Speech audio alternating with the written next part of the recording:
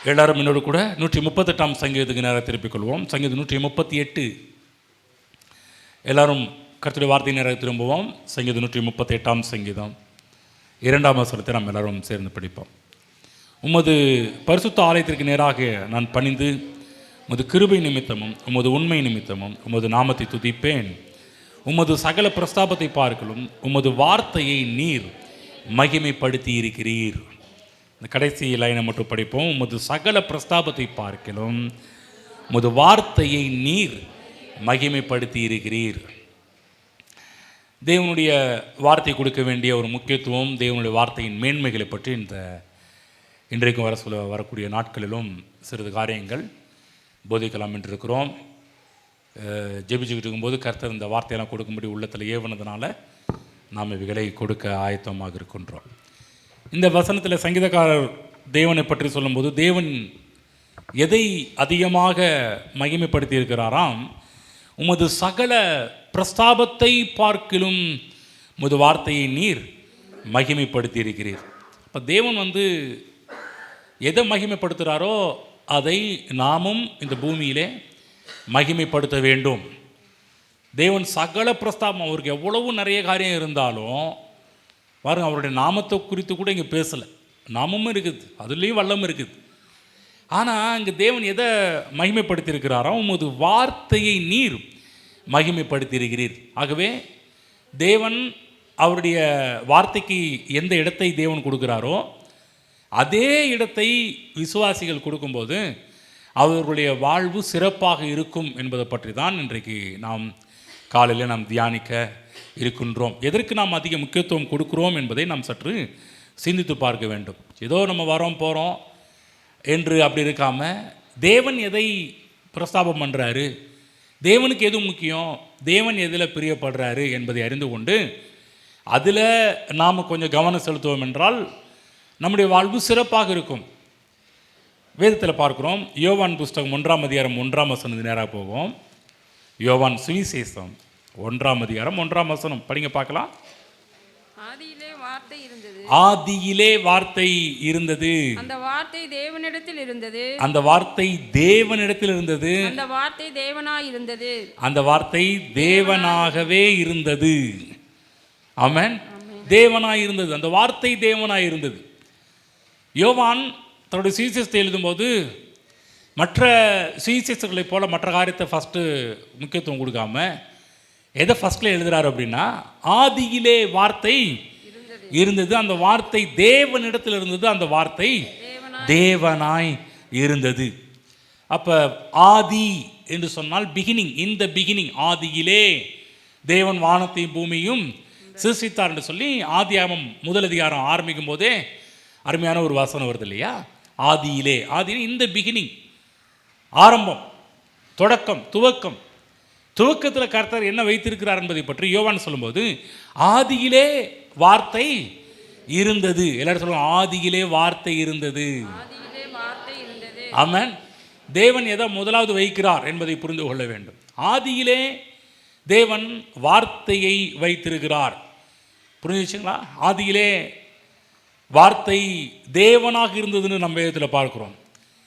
யோவான் சொல்லும்போது ஆதியிலே தேவன் இருந்தார், அந்த தேவன் வார்த்தையாக இருந்தார் என்று சொல்லவில்லை. ஆதியிலே வார்த்தை இருந்தது, அந்த வார்த்தை தேவனிடத்தில் இருந்தது, அந்த வார்த்தை தேவனாக இருந்தது. அப்படி என்றால் என்ன சொல்ல வர்றாருன்னா, யோவான் இங்கு தேவனுடைய வார்த்தைக்கு மிகுந்த அளவுக்கு மரியாதையும் முக்கியத்துவத்தை கொடுக்கிறதையும் நாம் வேதத்தில் பார்க்குறோம். எப்படி சங்கீதக்காரர் தேவன் சகல பிரஸ்தாபத்தை பார்க்கணும் அவருடைய வார்த்தையை மகிமைப்படுத்தியிருக்கிறார் என்று சங்கீதக்காரர் ஒரு பக்கம் சொல்லும்போது, இன்னொரு பக்கம் புதிய ஏற்பாட்டு காலத்தில் யோவான் சொல்கிறாரு, ஆதியிலே வார்த்தை இருந்தது, அந்த வார்த்தை தேவனாக இருந்தது. அப்போ தேவன் எதை முதலாவது வைக்கிறார் என்பதை சற்று நாம் கவனிக்க வேண்டும், நன்றாக புரிந்து கொள்ள வேண்டும். தேவனுக்கு எது ஃபஸ்ட்டு, அதுதான் நமக்கும் ஃபஸ்ட்டாக இருக்கணும். நம்ம தேவனுக்கு ஃபஸ்ட்டு வைக்காத காரியத்தை நம்ம முதலாவது வைக்கக்கூடாது. பிரச்சனை எங்கன்னா, தேவன் எதோ முதலாவது வைத்திருக்கிறாரோ அதை நம்ம முதலாவது வைக்க வேண்டும். பிரச்சனை எங்கே ஆரம்பிச்சிச்சுன்னா, தேவன் எதை முதலாவது வைத்திருக்கிறாரோ அதை நம்ம முதலாவது வைக்காம மற்ற எல்லா காரியத்தையும் முதலாவது வைக்கிறோம் பார்த்தீங்க, அப்போ தான் பிரச்சனையே ஆரம்பமாகுது. ஆகவே நல்லா புரிஞ்சு கிறிஸ்தவ வாழ்விலே இந்த 2026 துவக்கத்தில் நன்றாக புரிந்து கொள்ளுங்கள், நன்றாக முடிவு பண்ண வேண்டும். தேவனுக்கு எது முதலாவது இருக்கிறது, தேவன் எதை ஆதியாக வைத்திருக்கிறார், அதை தான் நானும் இந்த வருடத்திலும் என் வாழ்க்கையிலும் நான் ஆதியாக கொண்டிருப்பேன், ஆதியாக வைத்திருப்பேன் என்ற ஒரு முடிவை இங்கே இருக்கிற நம்ம எல்லாருமே இன்றைய கண்டிப்பாக எடுத்து ஆக வேண்டும். ஆமென். புரிஞ்சுங்களா? நம்ம கடவுள் நம்மளை ஆசீர்வதிப்பதற்கு எது காரணமாக இருக்குதுன்னா, கடவுளுக்கு எது பிரியம், கடவுளுக்கு எது இஷ்டம், அது நம்முடைய வாழ்வில் இஷ்டமாக மாற வேண்டும். பரலோகத்தில் நம்முடைய சித்தம் செய்யப்படுவது போல பூமியிலே நம்முடைய சித்தம் செய்யப்படுவதாக. பரலோகத்தில் தேவனுடைய சித்தம் என்ன, தேவனுடைய பிரியம் என்ன? பரலோகத்தில் தேவன் முதலாவது வைத்திருப்பது ஆதியாக, இன் தி பிகினிங், துவக்கமாக தேவன் எதை வைத்திருக்கிறார் என்றால் வார்த்தையை வைத்திருக்கிறார். எல்லாரும் சொல்ல, வேதத்தை எடுத்துக்கொள்வோம், வேதத்தை கையில் எடுத்துக்கொண்டு சொல்லுங்க. தேவன் முதலாவதாக இந்த வார்த்தையை வைத்திருக்கிறார். நானும் இந்த வருடத்திலிருந்து என் வாழ்க்கையின் ஆதியாக, துவக்கமாக நானும் வார்த்தையை வைத்திருப்பேன். ஆமென். புரிஞ்சுங்களா என்ன சொல்கிறோன்றது? காலை வேளையில் நன்றாக மனதில் கொண்டு போய் பதித்து கொள்ளுங்கள். தேவனுக்கு எது ஃபஸ்ட்டு, எனக்கும் அதான் ஃபஸ்ட்டாக இருக்கணும். தேவன் எதை செகண்ட் தேர்டுன்னு வைத்திருக்கிறோம், அதை தான் நம்ம செகண்ட் தேர்டாக வைக்கணும். கிறிஸ்தவ உலகத்தில் நடக்கின்ற ஒரு குளறுபடி என்ன அப்படின்னு சொன்னோம்னா, தேவன் எதை முதலாவது வைத்திருக்கிறார் அதை நம்ம முதலாவது வைக்காமல், தேவன் எதெல்லாம் லாஸ்ட்டில் வச்சுருக்கிறோம் அதெல்லாம் தூக்கி நம்ம என்ன பண்ணிடுறோம், ஃபஸ்ட்டு பிளேஸில் வச்சிடுறோம். நீ கிறிஸ்துவ சபைகளில் நடக்கின்ற ஒரு தவறான ஒரு காரியம் என்னென்னா, தேவனுடைய வார்த்தையை முதலாவது வைக்காமல் மற்ற எல்லா காரியத்தையும் முதலாவது வைத்திருக்கிறார்கள். நான் சொல்கிறேன், அது அநேக பின்னடைவுகளுக்கு அது காரணமாக அமைந்து விடுகின்றது, தேவன் ஆசீர்வதிப்பதற்கு தடையாக அமைந்து விடுகின்றது. ஆகவே நம்ம இன்றைக்கி ஒரு 6 காரியத்தை பார்க்க போகிறோம். இந்த 6 காரியத்தை இன்றைக்கி கிறிஸ்துவ சபைகளில் இந்த 6 விஷயம்தான் ஃபஸ்ட்டு பிளேஸில் இருக்குது. அதுதான் கிறிஸ்தவ சபையினுடைய பின்னடைவுக்கு காரணமாக இருக்கின்றது. ஆகவே தேவன் எதை முதலாவது வைத்திருக்கிறாரோ அதை நாம் முதலாவது வைக்க இன்றிலிருந்து நாம் கற்றுக்கொள்ள வேண்டும். வேதம் சொல்கின்றது, ஆதியிலே வார்த்தை இருந்தது, அந்த வார்த்தை தேவனிடத்திலிருந்து, அந்த வார்த்தை தேவனாக இருந்தது. முடிவு பண்ணணும், ஆண்டவரே உமக்கு வார்த்தை தான் ஆதியாக இருக்கும் என்றால் எனக்கும் வார்த்தை தான் ஆதியாக இருக்க வேண்டும். சகல பிரஸ்தாபத்தை பார்க்கலாம் நீர் வார்த்தையை மகிமைப்படுத்தி இருப்பீர் என்றால் நானும் நம்முடைய வார்த்தையை இன்றிலிருந்து மகிமைப்படுத்த போகிறேன் என்ற ஒரு தீர்மானத்தை எடுக்க வேண்டும். முதலாவது, நாம் எதற்கு முதலிடம் கொடுக்கக்கூடாது என்பதெல்லாம் பல விஷயத்தை ஒரு 6 காரியத்தை நம்ம சொல்ல போகிறோம். முதலாவது கேட்கும்போது கொஞ்சம் கஷ்டமாக தான் இருக்கும், கொஞ்சம் இரடலாகவும் இருக்கும். ஆனால் நீங்கள் சரியாக வசனத்தை சரியாக கேட்க ஆரம்பிச்சிங்கன்னா நீங்கள் நல்ல தீர்மானங்கள் எடுக்க ஆரம்பிப்பீர்கள். நல்லா கவனமாக கேளுங்க. முதலாவது, ஜபத்திற்கு முதலிடம் கொடுக்கக்கூடாது. என்னய்யா ஒரே போடா போட்டுட்டீங்க, ஜபத்துக்கு ஃபஸ்ட் பிளேஸ் கொடுக்கக்கூடாது. திரும்ப சொல்கிறேன், ஆதியிலே ஜெபம் இருந்தது, அந்த ஜெபம் தேவனிடத்தில் இருந்தது, அந்த ஜெபம் தேவனாய் இருந்தது என்று வேதத்தில் போடப்படவில்லை. போட்டிருக்குதா? நீங்களே பார்த்தீங்களா? எதை தேவன் ஆதியில் வச்சிருக்கிறாரு? ஆதியிலே வார்த்தை இருந்தது, ஆதியிலே ஜெபம் இருந்தது என்று போடப்படவில்லை. சில பேருக்கு சந்தோஷமாயிருச்சு. என்ன சந்தோஷம்னா, நல்ல விலைக்கு பாஸ்டர் சொன்னீங்க, எப்போ பார்த்தாலும் இந்த சர்ச்சில் ஜெபம்னு, அந்த ஜெபம் இந்த ஜெபம் அப்படி இப்படி வாங்கன்னு சொல்லி ரொம்ப தொல்லை பண்ணிடுறாங்க அப்படின்னு சில பேருக்கு இருந்துச்சு. இந்த செய்தி கேட்கும்போது அநேகருக்கு ஒரு பக்கம் சந்தோஷம் வர்றது போல் இருக்கும். நான் ஜெபம் பண்ணக்கூடாதுன்னு சொல்ல வரல. நோட் திஸ் பாயிண்ட், புரியுதுங்களா? நீங்கள் எதை முதலாவது வைக்க வேண்டுமோ அதை முதலாவது வைக்க வேண்டும், எதை ரெண்டாவது வைக்க வேண்டுமோ அதை நீங்கள் செகண்டரி தேர்டரி அப்படி நீங்கள் கொண்டு போக வேண்டும். முதலாவது வார்த்தை இருக்கணும், அடுத்தது தான் ஜெபம், உபவாசம் எல்லாமே இரண்டாவது கட்டத்தில் தான் இருக்கணும். ஏனென்றால் வேதத்தை மாற்றி நம்ம எந்த ஒரு காரியத்தையும் செய்யக்கூடாது. ஜெபம் முக்கியம், ஜெபம் முக்கியம் அல்ல என்று நாம் சொல்ல வரவில்லை. பழைய ஏற்பாட்டு காலத்தில் ஜெபத்தை குறித்து வேதம் அதிகமாக போதிக்கின்றது. புதிய ஏற்பாட்டு காலத்தில் ஜெபத்தை பற்றி வேதம் அதிகமாக போதிக்கின்றது. முதல் நூற்றாண்டு திருச்சபையிலே அப்போஸ்தலர்கள் ஜெபத்தில் தரித்திருந்தார்கள் என்று பார்க்கிறோம், ஜெபத்தில் உறுதியாக இருந்தார்கள் என்று பார்க்கிறோம், ஜெபத்தில் விழித்திருந்தார்கள் என்று பார்க்கிறோம். இதெல்லாம் வேதத்தில் இருக்குது. ஜெபம் முக்கியமானதாக இருந்ததனால் இயேசு கிறிஸ்து கூட ஜெபம் பண்ண வேண்டிய விதமாவது என்றெல்லாம் ஜெபத்தை குறித்து இயேசு கிறிஸ்து ஒரு பெரிய தொடரையே அவர் போதித்திருக்கிறார். இதெல்லாம் வேதத்தில் பார்க்கின்றோம். ஆனால் அதற்குரிய இடம் எந்த இடத்துல இருக்க வேண்டும் என்றால் இரண்டாவது இடத்துல தான் இருக்க வேண்டும்.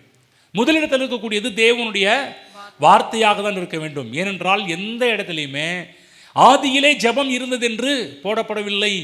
அந்த ஜெபம் தேவனிடத்தில் இருந்தது, அந்த ஜெபம் தேவனாய் இருந்தது என்று போடப்படவில்லை. வேதத்தில் போடப்பட்டது ஆதியிலே வார்த்தை இருந்தது. ஆமென்.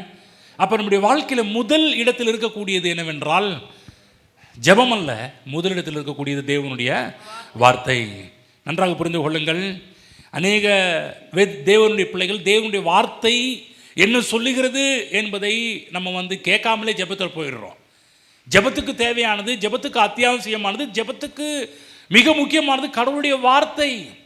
கடவுளுடைய வார்த்தை இல்லாமல் ஜெபம் பண்ணுறது எல்லாமே வீணாக போகும் என்று வேதத்தில் போடப்பட்டிருக்கிறது. ஆமென். புரிஞ்சுக்கலாம். யோவான் தெளிவாக எழுதுறாரு, ஆதியிலே ஜெபம் இருந்துச்சு, ஜெபத்தை நீ முதலாவது வை என்று சொல்லவில்லை, ஆதியிலே வார்த்தை இருந்தது. அதே போல ஆதியிலே உபவாசம் இருந்தது என்று வேதத்தில் போடப்படவில்லை. கவனிங்க, இதெல்லாம் சொல்கிறதுனால இந்த பாசுக்கு ஜெபம் பிடிக்கல போல, உபவாசம் பிடிக்கல போல அப்படின்லாம் நீங்கள் நினச்சிடக்கூடாது. நம்ம ஜெபம் பண்ணுறோம், நம்ம உபவாசிக்கிறோம். சபையில் இங்கேயும் உபவாச கூட்டம் இருக்குது, சேலம் சபையில் உபவாச கூட்டத்தை வச்சுருக்கிறோம். இங்கேயும் ஜெப கூட்டம் நடக்குது, சேலத்துலேயும் ஜெப கூட்டங்கள்லாம் நடந்து கொண்டு தான் இருக்குது. இதெல்லாம் இல்லை, இதெல்லாம் நம்ம இல்லைன்னு நம்ம விசுவாசிப்போம். நம்ம நடத்த வேண்டிய அவசியமே இல்லையே. இதெல்லாம் ஏன் பண்ணுறோம்? வேதம் சொல்லுகின்றது நம்ம கனம் பண்ணுறோம். ஆனால் வேதம் எதை முதலாவது வைக்க சொல்லுகின்றதோ அதை நாம் முதலாவது வைக்க கற்றுக்கொள்ள வேண்டும். ஆமென். புரிஞ்சுச்சா? பக்கத்தில் புரிஞ்சான்னு கேளுங்க பார்க்கலாம். அன்றைக்கு நேரத்தில் மக்கள் சொல்லுவாங்க, எனக்கு ஜெபிக்க தெரியும் பிரதர், நான் ஜெபிச்ச பலகாரத்தை சமாளிச்சிருவேன் அப்படிலாம் சில பேர் சொல்லுவாங்க. கவனமாக கேளுங்க. பைபிளில் போடப்படுது, படிங்க பார்க்கலாம். நீதிமொழிகள் 28ஆம் அதிகாரம் 9ஆம் வசனம் படித்து காமிங்க பார்க்கலாம். சத்தத்தை உயர்த்தி படிங்க பார்க்கலாம். என்ன சொல்லுது? வேதத்தை கேளாதபடி, வேதத்தை தேவனுடைய வார்த்தையை கேளாதபடி தன் செவியை விலக்குகிறவனுடைய ஜெபமும் அருவருப்பானது. தன்னுடைய செவியை விலக்குகிறவனுடைய ஜெபமும் கர்த்தருக்கு அருவருப்பானது. கவனமாக கேளுங்க. ஜெபம் முக்கியம் அல்ல என்று சொல்ல வரவில்லை. வேதம் சொல்லுகின்றது வார்த்தையை கேளாதபடி, வசனத்தை கேளாதபடி செவியை விலக்குகிறவனுடைய ஜெபம் கர்த்தருக்கு அருவருப்பானது. அப்படி என்றால் ஜெபத்தில் தேவனுடைய வார்த்தை ரொம்ப ரொம்ப அவசியம். அழகா ஒரு பிரசங்கர் சொல்கிறாரு.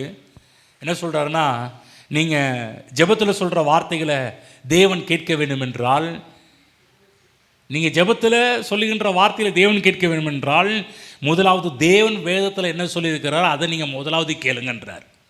பக்கத்தில் இந்த வார்த்தை புரிஞ்சான்னு கேளுங்க. புரிஞ்சுச்சா? இப்போ சொல்லுங்க பார்க்கலாம். ஜெபத்தில் நீங்கள் பேசுகிற வார்த்தையை தேவன் கேட்க வேண்டும் என்றால் முதலாவது தேவன் சொல்கிற வார்த்தையை நீங்கள் கேளுங்க. புரிஞ்சுச்சா? நம்ம என்ன பண்ணுறோம்? தேவன் சொல்கிற வார்த்தை கேட்குறது இல்லை. தேவன் சொல்கிற வார்த்தை கேட்கணும். எனக்கு ஜெபம் பண்ண தெரியுங்க, நல்லா இப்படி ஜெபம் பண்ணுங்க, அப்படி ஜெபம் பண்ணுவோங்க. ரைட்டு தெரியும். ஆனால் முதலாவது வேதத்தை கேட்க வேண்டும். தேவன் என்ன சொல்கிறாரோ அதிலே நாம் கவனமாக இருக்க வேண்டும். இந்த வார்த்தைகள் நம்முடைய வாழ்விலே ஆதியாக இருக்க வேண்டும். ஏனென்றால் வார்த்தையாக இருக்கிற தேவன் உங்கள் ஜெபத்தை கேட்பார் என்று வேதத்தில் போடப்பட்டிருக்கிறது. வார்த்தைக்கு முதலிடம் கொடுப்பவர்களுக்கு தேவன் முதலிடம் கொடுக்கின்றார். வார்த்தையை ஒதுக்கி வைத்துவிட்டு ஜெபம் பண்ணுவோம் என்றால் அது எந்த ஒரு உதவியும் நமக்கு செய்யாது. தேவனுடைய வார்த்தை ரொம்ப ரொம்ப அவசியம். நம்முடைய ஜெபத்தை காட்டிலும் தேவன் முக்கியம். நம்ம என்ன பண்ணுறோம்? நம்முடைய ஜெபத்தை முன்னாடி நிப்பாட்டுறோம். நம்ம நல்லா கவனிக்கணும். ஜெபத்தை விட தேவன் முக்கியம். நம்முடைய ஜெபம் முக்கியம் அல்ல. திரும்ப ஜெபம் முக்கியம் அல்லன்னு சொல்லணும். முதல்ல இந்த வார்த்தையை பிடிச்சக்கூடாது. நான் என்ன சொல்ல வருகிறேன்றதை காலையில் கவனிக்கணும். தூக்க கலக்கத்தில், அரை தூக்கத்தில், பாதி தூக்கத்தில் உட்காந்துக்கிட்டு இந்த காலை வேளையில் பாஸ்ட் ஜெபம் முக்கியம் அல்ல அப்படின்னு கவனிங்க. என்ன சொல்கிறேன்னு கவனிக்கணும். ஜெபத்தை காட்டிலும் உங்களுடைய வாழ்க்கையிலே தேவன் முக்கியம். உங்கள் வாழ்க்கையில் தேவனுடைய வார்த்தைகள் முக்கியம். கவனிங்க. தேவன் என்ன விரும்புகிறாரு? உங்கள் வாழ்வில் வார்த்தை முதலாவது இருக்க வேண்டும் என்று கர்த்தர் விரும்புகிறார். இன்னொரு வசனம் படிங்க பார்க்கலாம். வெளிப்படுத்தல் புஸ்தகம் 1ஆம் அதிகாரம் 8ஆம் வசனம் படிங்க. வெளிப்படுத்தல் 1:8. யோவான் அப்போஸ்தலன் வெளிப்படுத்தல் விசேஷத்தை எழுதும்போது என்ன சொல்றாரு? 1:8 படிங்க. இருக்கிறவரும் இருந்தவரும் வருகிறவருமாகிய சர்வ வல்லமையுள்ள கர்த்தர், நான் அல்பாவும் ஒமேகாவும் ஆதியும் அந்தவுமாய் இருக்கிறேன் என்று திருவுளம் பற்றுகிறார். இருந்தவரும் இருக்கிறவரும் வருகிறவருமாகிய தேவனாகிய கர்த்தர். அதில் இன்னொரு கண்டவைகளையும் கேட்டவைகளும் குறித்து அதே இடத்துல வரும் பாருங்க. 3வது வசனம். இந்த தீர்க்க தரிசன வசனங்களை வாசிக்கிறவர்களும் கேட்கிறவர்களும் இதில் எழுதி இருக்கிறவர்களை கைக்கொள்ளுகிறவர்களும் பாக்கியவான்கள். காலம் சமீபித்திருக்கு. ஆமென். பாருங்க, இவங்களும் எதை மேற்கோள் காட்டுறாங்கன்னா, வசனத்தை வாசி கேளு, இதன்படி செய்கிறவர்கள் பாக்கியவான்கள், காலம் சமீபமாக இருக்கிறது. 8ஆம் வசனத்தை படிக்கிறோம். இருந்தவரும் இருக்கிறவரும் வருகிறவருமாகிய சர்வ வல்லமையுள்ள தேவனாகிய கர்த்தர், நான் அல்பாவும் ஒமேகாவும் ஆதியும் அந்தவுமாக இருக்கிறேன். அவர் தான் அல்பா, அவர் தான் ஒமேகா, அவர் தான் ஆதி. தேவன் தான் ஆதி. கவனமாக கேட்கணும், வார்த்தையும் தேவனும் ஒன்று. ஆதியிலே வார்த்தை இருந்தது, அந்த வார்த்தை தேவனிடத்திலிருந்து, அந்த வார்த்தை தேவனாக இருந்தது. புரிஞ்சுங்களா?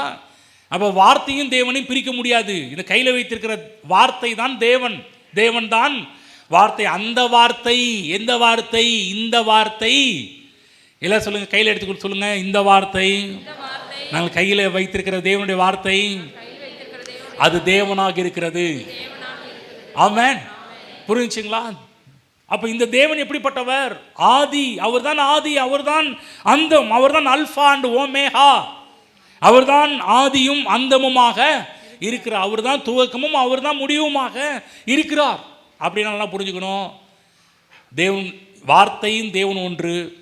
தேவன் ஆதியாக இருக்கிறார், அதே போல் வார்த்தையும் ஆதியாக இருக்கின்றது. நம்முடைய வாழ்வில் கூட வார்த்தை ஆதியாக இருக்க வேண்டும்.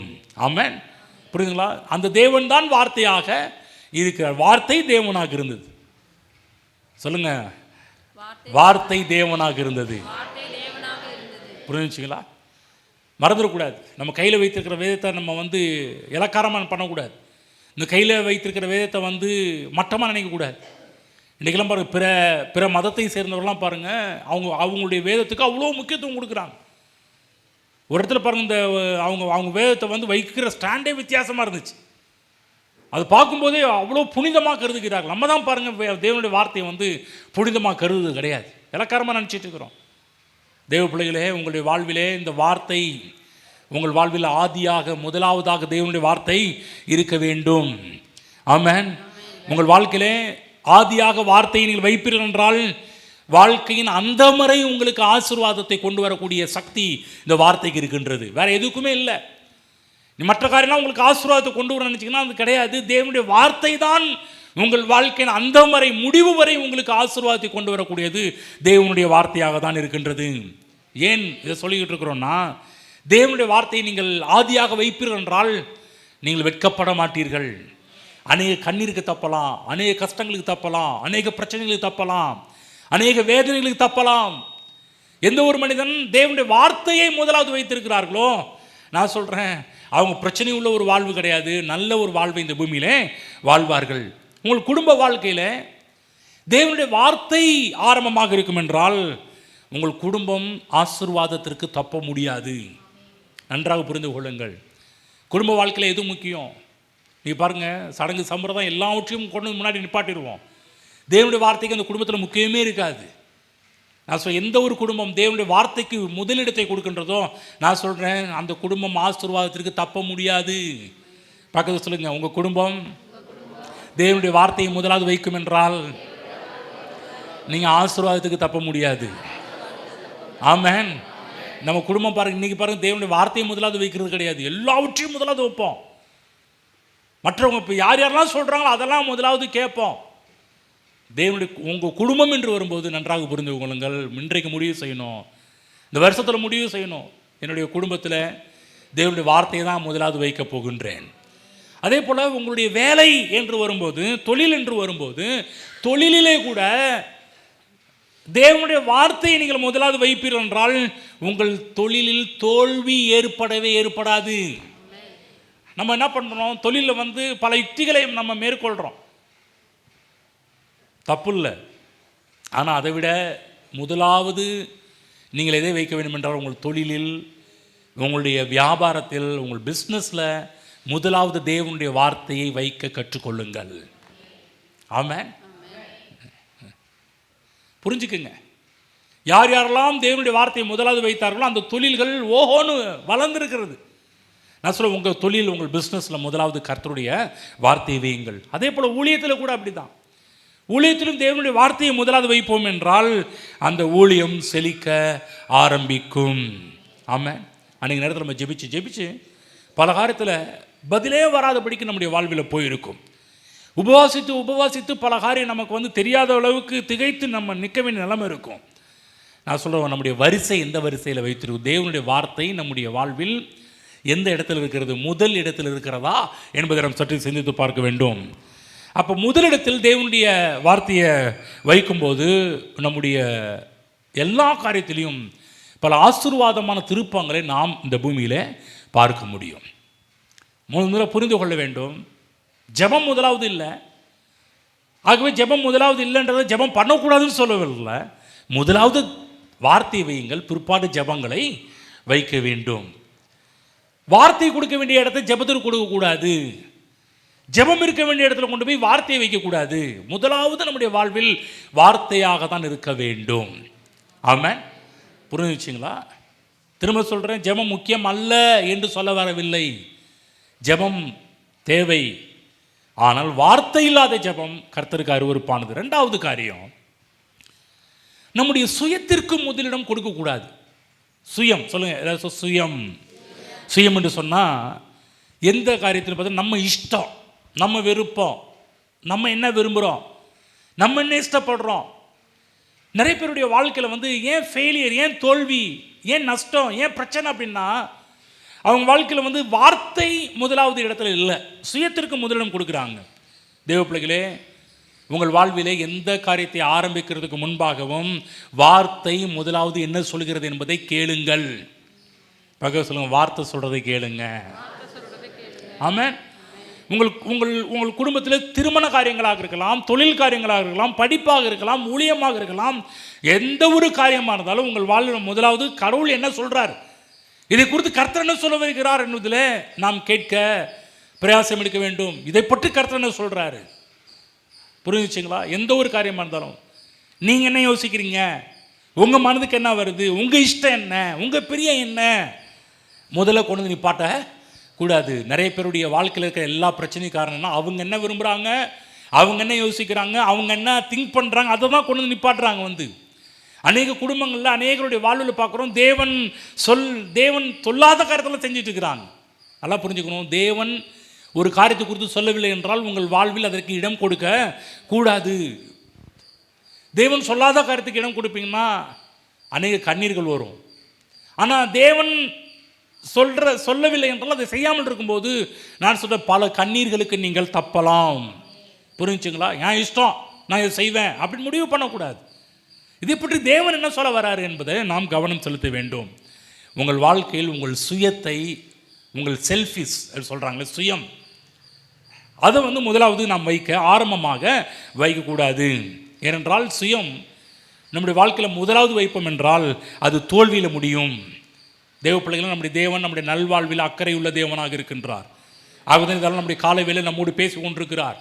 உன் இஷ்டத்தை முதலாவது வைக்காத, உன் பிரியத்தை முதலாவது வைக்காத, நான் என்ன பிரியப்படுறேன், நான் என்ன உன்னுடைய வாழ்வை விரும்புகிறேன். சங்கீதக்காரனை போய் கேட்டுக்கிட்டேன், சொல்லுவார், ஆண்டவர் உமக்கு பிரியமானதை செய்ய எனக்கு போதித்தரலும். ஆமென். அவருடைய விருப்பத்தை பாருங்க, உங்க பிரியமானதை செய்ய எனக்கு கற்றுத்தாரும். இயேசு கிறிஸ்து கூட சொல்றாரு, ஜெபத்தில் கற்றுக் கொடுக்கும்போது முதல்ல கொண்டு வர ஜெபத்தில் உம்முடைய சித்தம் பரமண்டலத்தில் செய்யப்படுவது போல பூமியிலையும் செய்ய. ஜெபத்தில் ஸ்டார்ட் பண்ணும்போதே சொல்லிக் கொடுக்குறாரு பாருங்க. ஜெபத்தில் கூட உன் இஷ்டம் கிடையாதுப்பா, ஜெபத்தில் கூட நான் என்ன விரும்புகிறேனோ அதை உன் ஜெபமாக மாற்று. நீ என்ன விரும்புகிற, நீ என்ன யோசிக்கிற, உனக்கு என்ன பிடிக்கும், அன்றைக்கு நேரத்தில் நமக்கு என்ன பிடிக்கும் அதெல்லாம் கவனம் செலுத்தி இருக்கிறோம். தேவ பிள்ளைகளே, நம்ம அப்பாவுக்கு என்ன பிடிக்கும், நம் தேவனுக்கு என்ன பிடிக்கும், அதில் நாம் கவனம் செலுத்த வேண்டும். தேவனுடைய திட்டங்கள் எல்லாம் எப்போதுமே நல்ல திட்டங்கள், தேவனுடைய சித்தங்கள் நல்ல சித்தங்கள் பைபிளில் போடப்பட்டிருக்குது. நம்மை குறித்து தேவன் வைத்திருக்கிற எல்லா திட்டங்களும் அவைகள் சமாதானத்துக்கு ஏதுவான திட்டவைகள் என்று வேதத்தில் போடப்பட்டிருக்குது. நீங்கள் எதிர்பார்த்திருக்கும் முடிவை நான் உங்களுக்கு கொடுக்கும்படிக்கு உங்கள் பேரில் நினைத்திருக்கிற நினைவுகளை அறிவேன், அவைகள் தீமைக்கல்ல சமாதானத்துக்கு ஏதுவான நினைவுகளே. தேவன் நம்முடைய வாழ்வில் நல்ல நினைவுகளை வைத்திருக்கிறார். நீங்கள் நினைக்கலாம், நாங்கள் அவர் இஷ்டம் செய்யணும்னு சொல்கிறீங்களே. ஏங்க, அவர் இஷ்டம் எப்போதும் நல்ல இஷ்டம். பைபிள் படப்பு தேவனுக்கு நன்மையும் பிரியமும் பரிபூர்ணமுமான சித்தம் இன்னதென்று பகுத்தறியத்தக்கதாக உங்கள் மனம் புதிதாகிறதுனாலே மறுரூபமாகுங்கள். தேவனுடைய சித்தத்தை பற்றி பவுல் சொல்லும்போது அது பிரியம்பா, நன்மை, பரிபூர்ணமான சித்தம் என்று போடப்பட்டிருக்கிறது. தேவ பிள்ளைகளே, பூமிக்கு வானம் எவ்வளவு உயரமாக இருக்கிறதோ அவருடைய திட்டங்களும் அவ்வளவு உயரமாக இருக்கிறது. என்றைக்குமே தேவ திட்டங்கள் கீழானது கிடையாது. ஏன் நம்ம இஷ்டத்துக்கு முதலிடம் கொடுக்கக்கூடாதுன்னா, நிறைய நேரத்தில் நம்ம இஷ்டத்துக்கு நம்ம செயல்பட்டு நம்ம நிறைய தோல்விகளை கண்டிருக்கிறோம். முடிவு பண்ணுங்க, இந்த வருஷத்தில் ஆண்டவரே ஏன் இஷ்டம் கிடையாது, உங்கள் இஷ்டம், உங்கள் பிரியம், உங்கள் வார்த்தை என்ன சொல்கிறதோ அதற்கு தான் என் வாழ்க்கையில் முதலிடம் கொடுக்கப்பேன். என் இஷ்டம் என்ன, என் பிரியம் என்ன, நான் என்ன விரும்புகிறேன் அது கிடையாது. ஆகவே உங்கள் வாழ்க்கையில் உங்களை ஆதியாக நிறுத்தாதீர்கள். பக்கத்தில் சொல்லுங்க, உங்களை ஆதியாக வைக்காதீங்க. புரியுதுங்களா?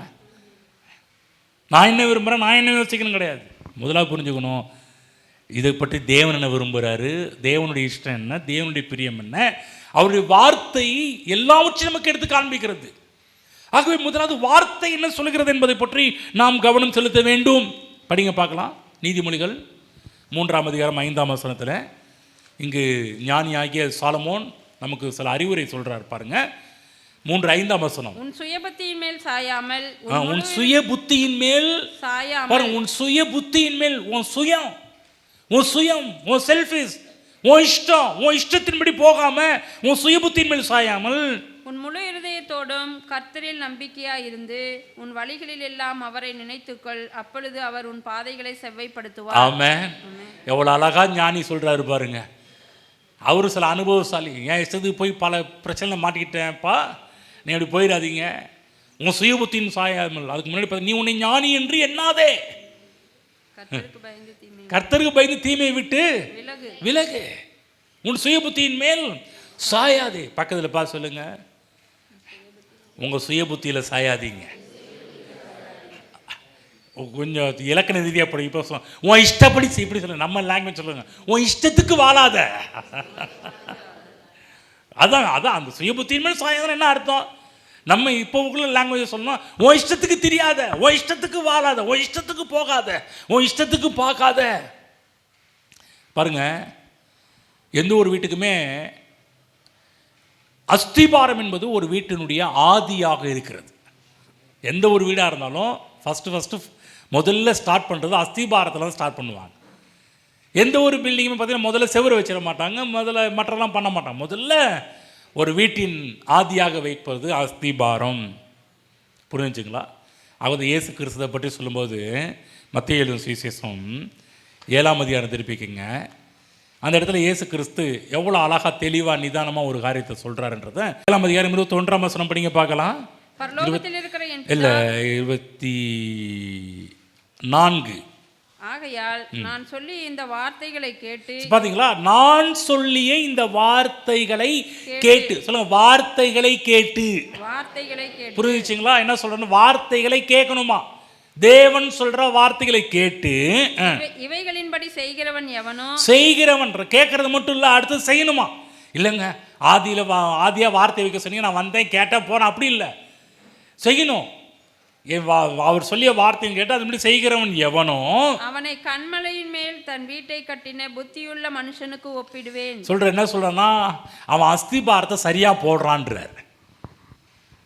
கண்மலையின் மேல் நான் படிக்கிறேன் பாருங்க. பெருமலை சொரிந்து பெருமலை வந்து காற்று அடித்து அந்த வீட்டின் மேல் மோதியும் அது விழவில்லை, ஏனென்றால் அதனுடைய அஸ்திபாரம் கண்மலையின் மேல் அஸ்திபாரம் போடப்பட்டிருந்தது. சொல்லுங்க, அஸ்திபாரம். ஆமென். நல்ல கவனமாக, யார் யாரெல்லாம் தேவன் சொல்ற வார்த்தைகளை கேட்டு அதன்படி செய்கிறார்களோ உங்க வீடு, உங்க அஸ்திபாரம் நல்லா ஸ்ட்ராங்கா போடப்படுதுன்னு அர்த்தம். யார் யாரெல்லாம் அவங்க இஷ்டத்துக்கு, நான் என் இஷ்டம், நான் அப்படி தான் பண்ணுவேன், என் இஷ்டம், நான் இப்படி தான் வருவேன், என் இஷ்டம். சில இதில் பாருங்க, சபையில் சில விஷயம் சொல்றதுக்கே பயமா இருக்குது. என் இஷ்டங்க. நான் இன்னைக்கு முடிவு பண்ணுங்க, 2025 வரையில் நீங்கள் உங்கள் இஷ்டத்துக்கு வாழ்ந்துருக்கலாம். 2026 முடிவு பண்ணணும், ஆண்டவரே என் இஷ்டம் இல்லை, என் இஷ்டத்துக்கு செஞ்சே என் வாழ்க்கை போயிடுச்சு, என் குடும்பம் போச்சு, என் வேலை போச்சு, என் பிஸ்னஸ் போச்சு, இனிமேல் என் இஷ்டம் இல்லை ஆண்டவரே, உங்கள் இஷ்டம், உங்கள் பிரியம், உங்கள் வார்த்தை என்ன சொல்கிறது? பாருங்க சொல்றாரு, நான் சொல்லி அந்த வார்த்தையை கேட்டு இவங்க முன்னாடி செய்கிறவன் யாரா இருந்தாலும் இயேசு சொல்றாரு, அவன் புத்தியிலவன் மட்டுமல்ல, அவன் அஸ்திபாரத்தை சரியா போட்டிருக்கிறான். ஏனென்றால் பெருமலை சொரிந்து பெரும் வெள்ளம் வந்து காற்று அடித்து அந்த வீட்டின் மேல் மோதி அது விழவில்லை. ஏன் விழலை? அஸ்திபாரம் ஸ்ட்ராங்கா இருக்குது. அடுத்து வீட்டை பற்றி சொல்றாரு, நான் சொல்லி இந்த வார்த்தைகளை கேட்டு இவைகளின்படி செய்யாதிருக்கிறவன் எவனோ அவனை மணலின் எவனோ அவன் தன் வீட்டை மணலின் மேல் கட்டின புத்தி இல்லாத மனுஷனுக்கு ஒப்பிடப்படுவான். பெருமலை சொரிந்து பெருமெல்லம் வந்து காற்று அடித்து அந்த வீட்டின் மேல் மோதின போது அது விழுந்தது, விழுந்து முழுவதும். எதனால? அஸ்திபாரம் சரியா இல்லாததுனால. இந்த வருடம் முடிவு பண்ணணும். இனிமேல் உங்கள் வாழ்க்கையில் இந்த வருடம் மட்டுமல்ல, எல்லா நாட்களுமே ஆண்டவரே, நான் என்ன நினைக்கிறேன், நான் என்ன யோசிக்கிறேன், நான் என்ன சிந்திக்கிறேன் என்பதல்ல ஆண்டவரே, நீங்கள் என்ன சொல்லியிருக்கிறீங்க கேட்குறது மட்டுமல்ல, அதன்படி செய்கிறவன் புத்தியுள்ள மனுஷன், செய்யாதவன் புத்தி இல்லாத மனுஷன். செய்கிறவன் அஸ்திபாரம் ஸ்ட்ராங்காக இருக்கும், செய்யாதவன் மணல் மேலே வீடு கட்டுறவன். ரெண்டு பேருக்கும் பிரச்சனை வருது, ரெண்டு பேருக்கும் ஒரே பிரச்சனை. ஆனால் எந்த வீடு நிலைத்திருந்தது?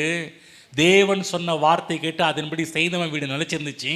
தேவன் சொன்ன வார்த்தை கேட்டு அவங்க இஷ்டப்படி வாழ்ந்தாங்க. பாருங்க, நிறைய பேர் சர்ச்சுக்கு வராங்க, நிறைய பேர் வரீங்க, ரொம்ப சந்தோஷம். சில பேர் பாருங்க கண்மலையின் மேலே புத்தியில் மனிதர்களாக இருக்கிறீர்கள். சில பேர் பாருங்க புத்தி இல்லாத ஒரு குரூப்பில் இருக்கிறீங்க. நீங்கள் தான் முடிவு பண்ணணும் எந்த இடத்துல நான் இருக்கிறேன்றதை நீங்கள் முடிவு பண்ணணும். என் இடத்துல ஆதியாக தேவனுடைய வார்த்தையை வைத்திருக்கிறேன்னா அல்லது என் இஷ்டத்தை முதலாவது வைத்திருக்கிறேனா என்பதை சற்று நாம் சிந்தித்து பார்க்க வேண்டும். புரிஞ்சுங்களா என்ன சொல்லிட்டு இருக்கிறோன்னு? ஏன் பிரச்சனை, ஏன் கஷ்டம், நம்ம என்ன விரும்புகிறோம் அப்படின்றது தான் முடிவு பண்ணணும். ஆண்டவரே, நீங்கள் வார்த்தையை ஆதியாக வைத்திருக்கிறீர், ஆகவே நானும் இனிமேல் உங்களுடைய வார்த்தையை ஆதியாக வைக்க போகிறேன். இதுவரை நான் என்ன விரும்பினேன், நான் என்ன இஷ்டப்பட்டேன், இப்படி வாழ்க்கை வாழ்ந்துட்டு இருந்தேன். இன்னையிலேருந்து எப்படி இல்லை ஆண்டவரே, நீங்கள் என்ன விரும்புகிறீங்க, அப்படிப்பட்ட ஒரு வாழ்க்கையை வாழ போகிறேன்னு முடிவு பண்ண வேண்டும். ஆமாம், புரிஞ்சு என்ன சொல்லிட்டு இருக்கிறோன்னு ஆகும் தேவ பிள்ளைகளே, வார்த்தையின் மேல் கட்டப்பட்ட வாழ்க்கையை எதுவும் அசைக்க முடியாது. எந்த பிரச்சனையும் அசைக்க முடியாது. எந்த மழை, எந்த வெள்ளம், எந்த புயல், எந்த கஷ்டம், எந்த நஷ்டமும் உங்களை அசைக்க முடியாது. அப்போ நீங்கள் முடிவு பண்ணணும், என் வாழ்க்கையில் வார்த்தை ஆதியாக இருக்கிறதா என்பதை சற்று முடிவு பண்ண வேண்டும். புரிஞ்சுங்களா? யார் யாரெல்லாம் வார்த்தையை முதலாவது வைத்திருக்கிறீர்களோ, தேவனுடைய வார்த்தை கேட்டு செய்கிறீர்களோ, அவர்கள் புத்தி உள்ளவர்கள். முதலாவது தேவனுடைய வார்த்தையை வைக்காமல் உங்கள் இஷ்டப்படி வாழ்கிறவங்க, அவர்களுக்கு பேர் புத்தி இல்லாதவர்கள். நீங்கள் தான் முடிவு பண்ணணும் நீங்கள் எந்த இடத்துல இருக்கிறீங்கன்றது நீங்கள் முடிவு செய்யணும். நான் உங்கள் பாப்பா நிற்க வச்சு கேள்வி கேட்க விரும்பல. நீங்கள் செய்கிறீங்களா செய்யலையான்னு நான் கேட்குறன்றதுக்காக சொல்லுவீங்க, செய்வேன் தலையாட்டுவீங்க. நீங்கள் பொய் சொல்கிறதுக்கு நான் அனுமதிக்கவில்லை. உங்கள் உள்ளத்துக்கு, உங்கள் மனசாட்சிக்கு, உங்கள் மனசாட்சிக்கு நீங்கள் செய்வி கொடுக்குறவங்களா இருங்க. மனசாட்சி என்ன சொல்கிறது கேளுங்க. தேவனுடைய வார்த்தையை முதலாவது வைக்கிறேன்னா அல்லது என் இஷ்டத்தை முதலாவது வைக்கிறேன் என்று சற்று சிந்தித்து பாருங்கள். அந்த நேரத்தில் மக்கள் நிறைய பேர் நல்லவங்களாக இருக்கிறாங்க. பைபிள் சொல்லுது, நல்லவங்களாக இருக்கலாம், ஜெபிக்கிறவர்களாக இருக்கலாம், உபவாசிக்கிறவர்களாக இருக்கலாம். ஆனால் வேதம் சொல்லுது, நல்லவங்களாக இருந்துட்டு தேவனுடைய வார்த்தையின்படி உன் வீட்டை கட்டலைன்னா உன் வீடு இடிஞ்சு போயிடும். ஹலோ, நான் நல்லவங்க, சரியாக ஜெபம் பண்ணுறேங்க, சரியாக உபவாசம் பண்ணுறேங்க, ரைட்டு. நான் சொல்லிய வார்த்தை கேட்டு செய்யாமல் இருக்கிற நல்லவங்க இருக்கலாம் அந்த உலகத்தில். தேவ பிள்ளைகள் அப்படி இருக்கக்கூடாது. தேவன் சொல்லிய வார்த்தை கேட்டு அவைகளும் செய்கின்ற ஒரு நல்ல ஆட்களாக இருக்க வேண்டும். புரிஞ்சுங்களா? வார்த்தை தவிர மற்ற எந்த ஒரு அஸ்திபாரமும் அது அஸ்திபாரம் கிடையாது. மணல் அஸ்திபாரம் அது அஸ்திபாரம் கிடையவே கிடையாது. ஆகவே தேவனுடைய வார்த்தை என்ன சொல்கிறது என்பதை கவனிக்கணும். தேவனுடைய வார்த்தை சொல்லி அதில் கவனிக்காமல் போனீங்கன்னா நம்ம மணல் மேல் வீடு கட்டுறவங்களுக்கு ஒப்பிடப்படுவோம். லூக்கா புஸ்தகம் போவோம், 6ஆம் அதிகாரம் 49 படிங்க. லூக்கா 6:49 அங்கேயும் இயேசு பற்றி தான் சொல்கிறாரு. என்ன சொல்கிறாருன்னு கவனிச்சுட்டு ஒரு 49 படிங்க. என் வார்த்தைகளை கேட்டும் அவைகளும் செய்யாதவனோ அஸ்திபாரம் இல்லாமல் மண்ணின் மேல் வீடு கட்டினவனுக்கு ஒப்பாய் இருக்கிறான். நீரோட்டம் அதன் மேல் மோதின உடனே அது விழுந்தது, விழுந்து முழுவதும் அழிந்தது என்றார். தேவ பிள்ளைகளே, இந்த காலவெளியில் உங்களுக்கு சொல்கிறேன், வாழ்க்கையில் சின்ன சின்ன தீர்மானங்கள் எடுக்கும்போது கூட தேவன் என்ன சொல்லுகிறார் என்பதை தெரிந்து கொண்டு தீர்மானம் எடுங்கள். அதுக்கு தான் வேதத்தை படிக்க சொல்கிறோம். சிலது என்னப்பா எப்போ பார்த்தாலும் சர்ச்சுக்கு போனால் பாஸ்டர்மாலாம் பைபிள் படின்னு சொல்கிறாங்களேன்னு உங்களுக்கு கசப்பாக இருக்கும். நான் சொல்கிறேன், ஏன் இதை படிக்க சொல்கிறது தெரியுங்களா? இதை படிக்க தான் தேவன் என்ன சொல்கிறாருன்றது கேட்க முடியும். தேவன் சொல்லி அந்த வார்த்தைக்கு நேராக உங்கள் வாழ்வே தீர்மானம் எடுக்க முடியும். தேவனுடைய வார்த்தைலாம் எப்படி தீர்மானம் எடுக்க முடியும்? ஆகவே தான் வேதத்தை படிக்கணும். ஆமென். போன வருஷத்துக்கு எத்தனை பேர் வேதத்தை படித்து முடிச்சிங்க? 1 2. ஆமென். கரங்களை தட்டி அவர்களை வாழ்த்துவோம்.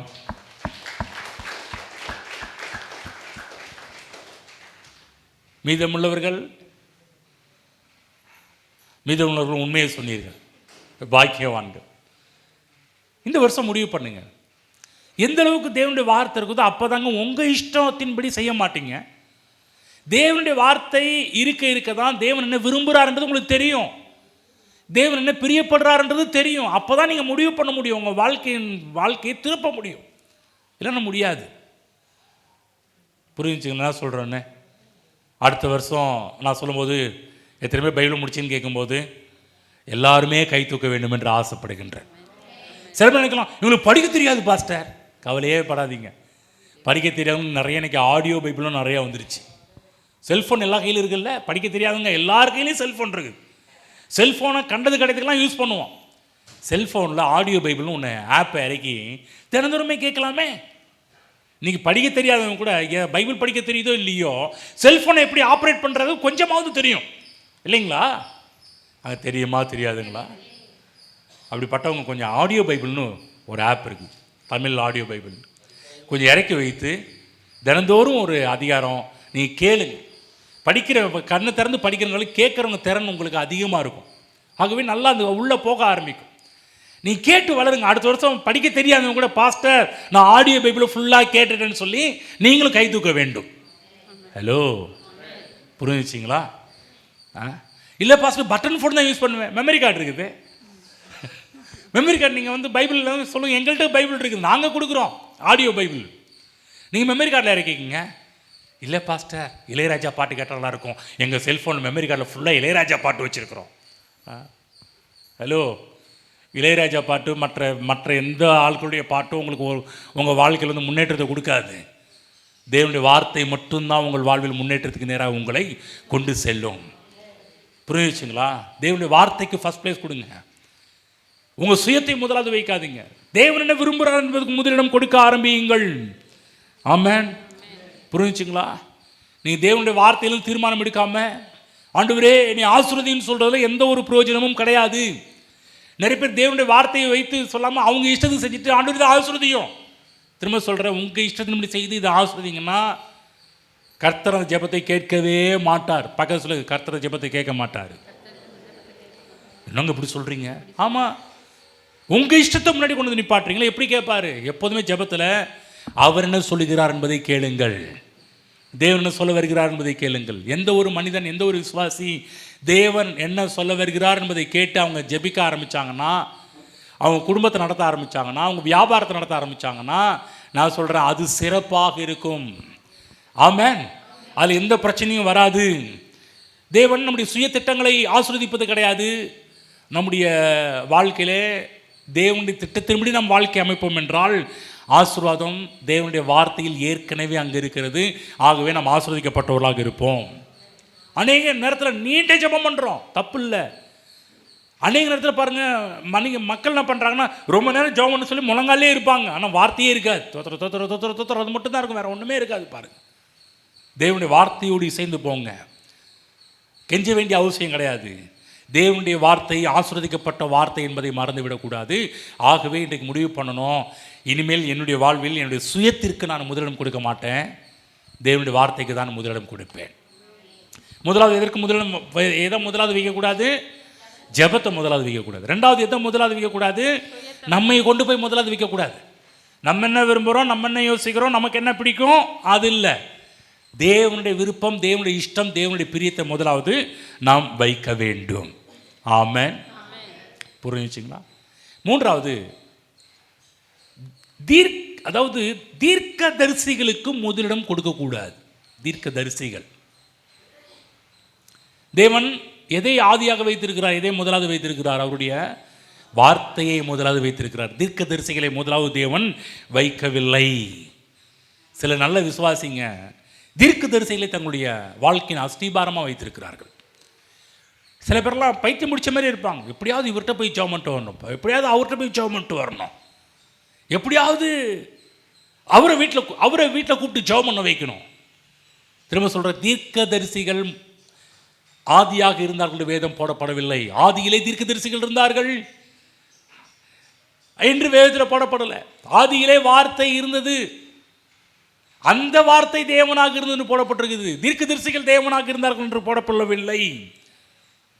பாருங்க, பழைய ஏற்பாட்டு காலத்தில் கூட மக்கள் பார்த்தீங்கன்னா தீர்க்கதரிசிகிட்ட ஒரு வார்த்தை கேட்காம செய்ய மாட்டாங்க. இன்றைக்கும் பாருங்கள், நம்ம பழைய ஏற்பாடு மெத்தடே ஃபாலோ பண்ணுறோம்.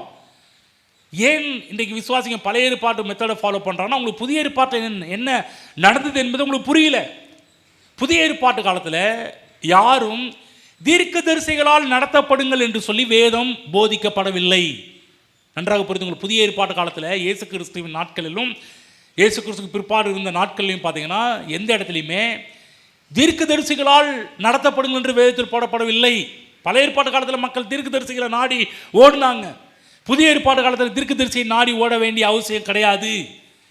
பழைய ஏற்பாட்டு காலத்தில் இயேசு கிறிஸ்து வரல. பழைய ஏற்பாட்டு காலத்தில் இயேசு கிறிஸ்துவின் ரத்தம் சிந்தப்படவில்லை. பழைய ஏற்பாட்டு காலத்திலே மக்கள் மறுபடியும் பிறக்கவில்லை, மனம் திரும்பவில்லை.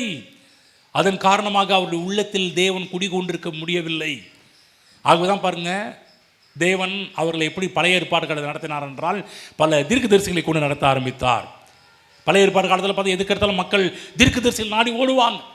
பல ராஜாக்கள்லாம் நீங்கள் எடுத்து பார்த்தீங்கன்னா உடனே அவர் ஞானதரிசிக்காரனை கூப்பிடு, தீர்க்கதரிசியை கூப்பிடு, அவர் என்ன சொல்கிறாருன்றதை கொஞ்சம் கேளுங்க அப்படின்வாங்க. வந்து புதிய ஏற்பாடு காலத்தில் அப்படி இல்லை. ஒரு வசனம் படிங்க, ரோமர் 8:14. புதிய ஏற்பாட்டு காலத்தில் நாம் தீர்க்கதரிசிகளால் நடத்தப்பட வேண்டிய அவசியம் கிடையாது. யாரால் நடத்தப்பட வேண்டும் என்று வேதம் சொல்கிறது என்றால் 8:14 போடப்பட்டிருக்கிறது. மேலும் எவர்கள் தேவனுடைய ஆவியினாலே நடத்தப்படுகிறார்களோ அவர்கள் தேவனுடைய புத்திரராய் இருக்கிறார்கள். ஆமென். புரியுதுங்களா? மேலும் எவர்கள் தேவனுடைய ஆவியினால் நடத்தப்படுகிறார்களோ அவர்கள் தேவனுடைய புத்திரராக இருக்கிறார்கள். எவர்கள் தீர்க்கதரிசிகளால் நடத்தப்படுகிறார்களோ அவர்கள் புத்திரர் என்று போடப்படவில்லை. எவர்கள் பரிசுத்த ஆவியானவர் நடத்தப்படுகிறார்களோ அவர்கள் தேவனுடைய பிள்ளைகளாக இருக்கிறார்கள். ஆமென். எந்த விசுவாசிய கர்த்தர் நடத்துகிறார்? எந்த விசுவாசி வார்த்தையை அஸ்திபாரமாக வைத்திருக்கிறானோ அவர்களை தேவனுடைய ஆவியானவர் நேரான பாதையில் அவர்களை நடத்தி கொண்டிருக்கிறார். விசுவாசிகள் தீர்க்கதரிசிகளை தங்களுடைய வாழ்க்கையில் ஆதியாக வைத்து தடுமாற வேண்டிய அவசியம் கிடையாது. இன்றைக்கு சொல்கிறேன், நம்முடைய தமிழ்நாட்டிலையும் இந்தியாவிலையும் தீர்க்கதரிசிகள் என்ற போர்வையில் பார்த்தீங்கன்னா பல பேர் இயங்கி கொண்டிருக்கிறார்கள். கவனமாக கேளுங்க, நிறைய பேர் தீர்க்கதரிசிகள் உண்மையான தீர்க்கதரிசிகளே கிடையாது. நீ பல யூடியூப்லாம் பல பேர் வந்துக்கிட்டு இருக்கிறாங்க. கர்த்தர் சொல்லுகிறார்லாம் சொல்கிற ஆட்கள் எவ்வளோ பேர் வந்துட்டாங்க. நான் சொல்கிறேன், எல்லாரும் தீர்க்கதரிசிகளா என்று கேட்டிங்கன்னா எல்லாரும் தீர்க்கதரிசிகள் அல்ல. கவனமாக கேளுங்க. குருட்டாம்போக்கில் வந்தவங்க இருக்கிறாங்க, பல வித்தைகளை கற்றுக்கிட்டு வந்த ஆட்களாக இருக்கிறாங்க, இன்றைக்கி இருக்கிறாங்க. சில பேர் சில காரியத்தில் சொன்ன நீங்கள் தாங்க மாட்டீங்க இந்த கால வேளையிலே. ஆகவே சொல்ல விரும்பலை. ஆனால் நாங்கள் சொல்கிறதை கேளுங்க. என்ன சொல்கிறோன்னா, தேவனுடைய வார்த்தை பைபிளில் போடப்பட்டிருக்குது. தேவனுடைய வார்த்தை கால்களுக்கு தீபமும் பாதைக்கு வெளிச்சமுமாக இருக்கிறது. பழைய ஏற்பாடு காலத்திலே பக்தன் சொன்னார், நம்முடைய வார்த்தை கால்களுக்கு தீபம் பாதைக்கு வெளிச்சம். என்றால் வார்த்தை தான் ஒவ்வொரு மனிதனும் கடைசி பரிந்தும் நடத்தக்கூடியது. கர்த்தருடைய வார்த்தை மட்டும்தான் உங்களை கடைசி முடிய நடத்த வல்லமை உடையதாக இருக்கின்றது. ஆகவே வரம் பெற்றவர்களுக்கு அளவுக்கு மீறிய நம்ம இடத்தை கொடுக்க கூடாது. ஹலோ, இருக்கிறீங்களா? நிறைய பேர் காண போயிட்டீங்க. பக்கத்தில் இருக்கிறீங்களா கேளுங்க. இருக்கிறீங்களா இல்லை தூங்கிட்டீங்களா? பக்கத்தில் கொஞ்சம் ஓங்கி தட்டாமல் மெதுவாக தட்டி சொல்லுங்கள் பார்க்கலாம். லைட்டாக தட்டுங்க பார்க்கலாம். லைட்டாக தட்டுங்கன்னா தட்டுங்க, சொல்லாதீங்க, தட்டுங்க, லைட்டாக தட்டுங்க. சொல்லுங்கள், தீர்க்கதரிசிகளுக்கு முதலிடம் கொடுக்காதீர்கள், வரம் பெற்றவர்களை நாடி ஓடாதீர்கள். இளம்பிள்ளை நடக்குது, வரம் பெற்ற நாடி ஓடுற அந்த பைத்தியம் இளம்பில் நடந்துட்டு இருக்கு. சில பேர் பாருங்கள் அதில் பைத்தியமாக போயிட்டு இருக்கிறாங்க. இவர் வராருங்க, அவர் வராருங்க, எப்படியாவது அவர்கிட்ட போய் ஜாம் பண்ணிட்டு வந்துடுங்க, எப்படியாவது இவர்கிட்ட போய் ஜாம் பண்ணிட்டு வந்துடுங்க. தேவ பிள்ளைகளே, இப்படி செய்கிறது நீங்கள் எதை காமிக்குதுன்னா, தேவனுடைய வார்த்தையை நீங்கள் ஆதியாக வைக்காமல் வரம் பெற்ற சில ஆட்களை உங்கள் மனதில் கொண்டு போய் வைத்திருக்கிறீர்கள். உங்கள் வாழ்க்கையில் இருக்கிற பல பிரச்சனை காரணம் தேவனுடைய வார்த்தை முதலாவது இருக்காமல் வரம் பெற்றவர்களை முதலாவது உங்கள் மனதில் கொண்டு போய் உங்கள் ஆதியாக நீங்கள் வைக்காதீர்கள். தீர்க்கதரிசிகளை நாடி தேடி ஓடாதீர்கள். இப்போல்லாம் குறைஞ்சிருக்கு பாருங்கள். என்னுடைய நாட்களில், நான் ரட்சிக்கப்பட்ட நாட்கள்லாம் பார்த்தீங்கன்னா, எங்கெல்லாம் தீர்க்கதரிசி அவங்க நாடி ஓடுவாங்க, கீவில் நிற்பாங்க. சில இடத்துல பாருங்கள், மணிக்கணக்கு எப்படி டாக்டர் போகும்போது டோக்கன் வாங்கி நிற்கிறாங்க பார்த்தீங்களா, அந்த மாதிரி சில தீர்க்கதரிசிகளை வீட்டில் கீவில் டோக்கன் வாங்கி நின்றவங்களாம் தெரியும். வந்து இவங்க ஜாமன்ட்டு போவாங்க, ஆண்டவர் எப்படியாவது அந்த தீர்க்கதரிசியை பார்க்க எனக்கு உதவி செய்யும். பாருங்கள், சேலத்தில் ஊழியம் செஞ்சுட்டு இருக்கும்போது ஒருத்தர் கேட்டார், பாஸ்டர் நல்ல தீர்க்கதரிசியாக இருந்தால் சொல்லுங்கள், நாங்கள் போய் அவர்கிட்ட போய் ஜெபம் வரணும் அப்படின்னு.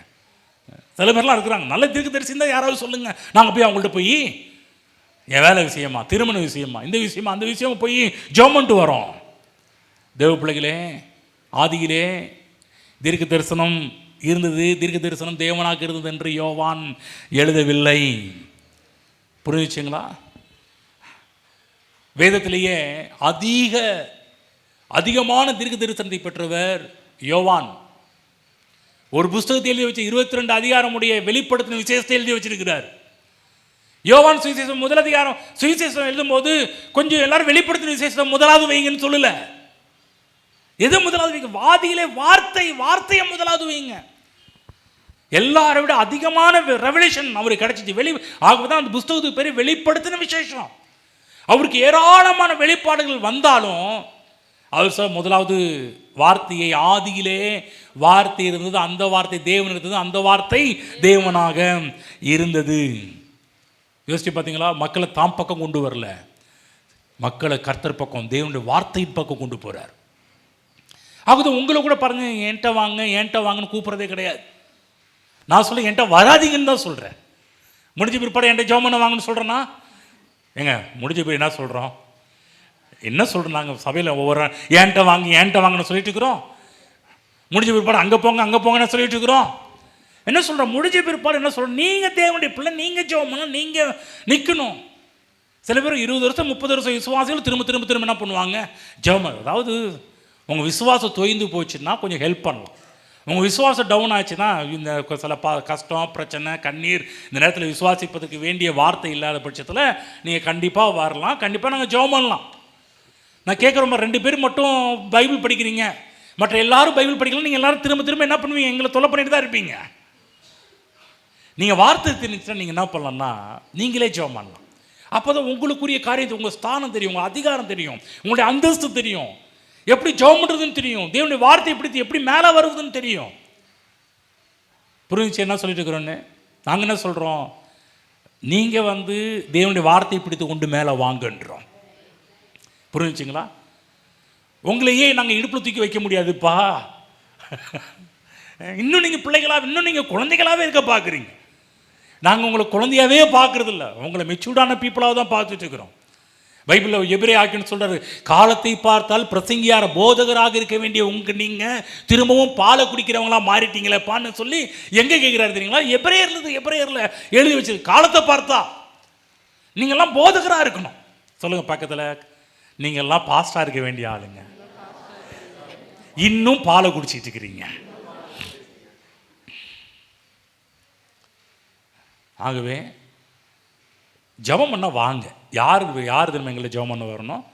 விசுவாசம் டவுன், விசுவாசம் இல்லை, ரொம்ப ரொம்ப பிரச்சனைங்கய்யா, ரொம்ப கஷ்டம், இதனால் தேவனுடைய வார்த்தையே என்கிட்ட இல்லாமல் போல இருக்குது, எங்களுக்கு ஹெல்ப் பண்ணுங்கன்னா அந்த நேரத்தில் என்ன பண்ணலாம்னா ஹெல்ப் பண்ணலாம், உதவி செய்யலாம். உதவி செய்ய மாட்டோன்னு சொல்ல வரல, ஆனால் முழுக்க நீங்கள் எங்களையே சார்ந்து கொள்ளாதீர்கள். புரியுதுங்களா? இவங்க இருக்கிறாங்க, இவங்க ஜெபம் பண்ணுறாங்க, அவங்க ஜெபம் பண்ணுறாங்க, நாங்கள் ஜெபம் பண்ணுறது. ஆனால் எப்போதுமே நீங்கள் எங்களுக்கு இவங்க இருக்கிறாங்க அவங்க இருக்கிறாங்கன்றதை விட எங்களுக்கு கர்த்தர் இருக்கிறாரு, அவர் எங்களை கைவிட மாட்டார். எப்போதும் நாங்கள் ஏனே நாங்கள் இருக்கிறோன்னு சொல்கிறோமா? வாசனை கேர் மாதிரி. பஸ்ஸில் போகும்போது டிவி போடுவோம், டிவியில் விளம்பரம் வரும் பாருங்கள், நாங்கள் இருக்கிறோம், என்னைக்காவது நாங்கள் இருக்கிறோன்னு சொல்கிறோமா? கர்த்தர் இருக்கிறாருன்னு சொல்கிறோம். கர்த்தர் உங்கள் தேவைகளை சந்திப்பார்னு சொல்கிறோம். நாங்கள் உங்கள் தேவைகளை சந்திக்க முடியாது. எங்கள் தேவையவே நாங்கள் சந்திக்கிறது கஷ்டமாக இருக்குது. எப்படி உங்கள் தேவையை சந்திக்க முடியும்? அவர் சொல்ல, கர்த்தர் உங்கள் தேவையை சந்திக்கிறவர், கர்த்தர் உங்களோட கூட இருக்கிறார். யாக்கோபின் தேவன் என் தேவன், எனக்கொன்றும் கவலை இல்லை, குறை இல்லையே. ஆமென். புரியுதுங்க என்ன சொல்கிறேன்னு? யோவான் பக்தன், அப்போஸ்தலன் மக்களை சரியாக நடத்துறதை பார்க்குறோம். விசுவாசியின் வாழ்க்கையிலே தேவனுடைய வார்த்தை ஆதியாக இருக்கும் என்றால் பல பிரச்சனைகளுக்கு நீங்கள் தப்பித்து கொள்ளலாம். புரிஞ்சுங்களா?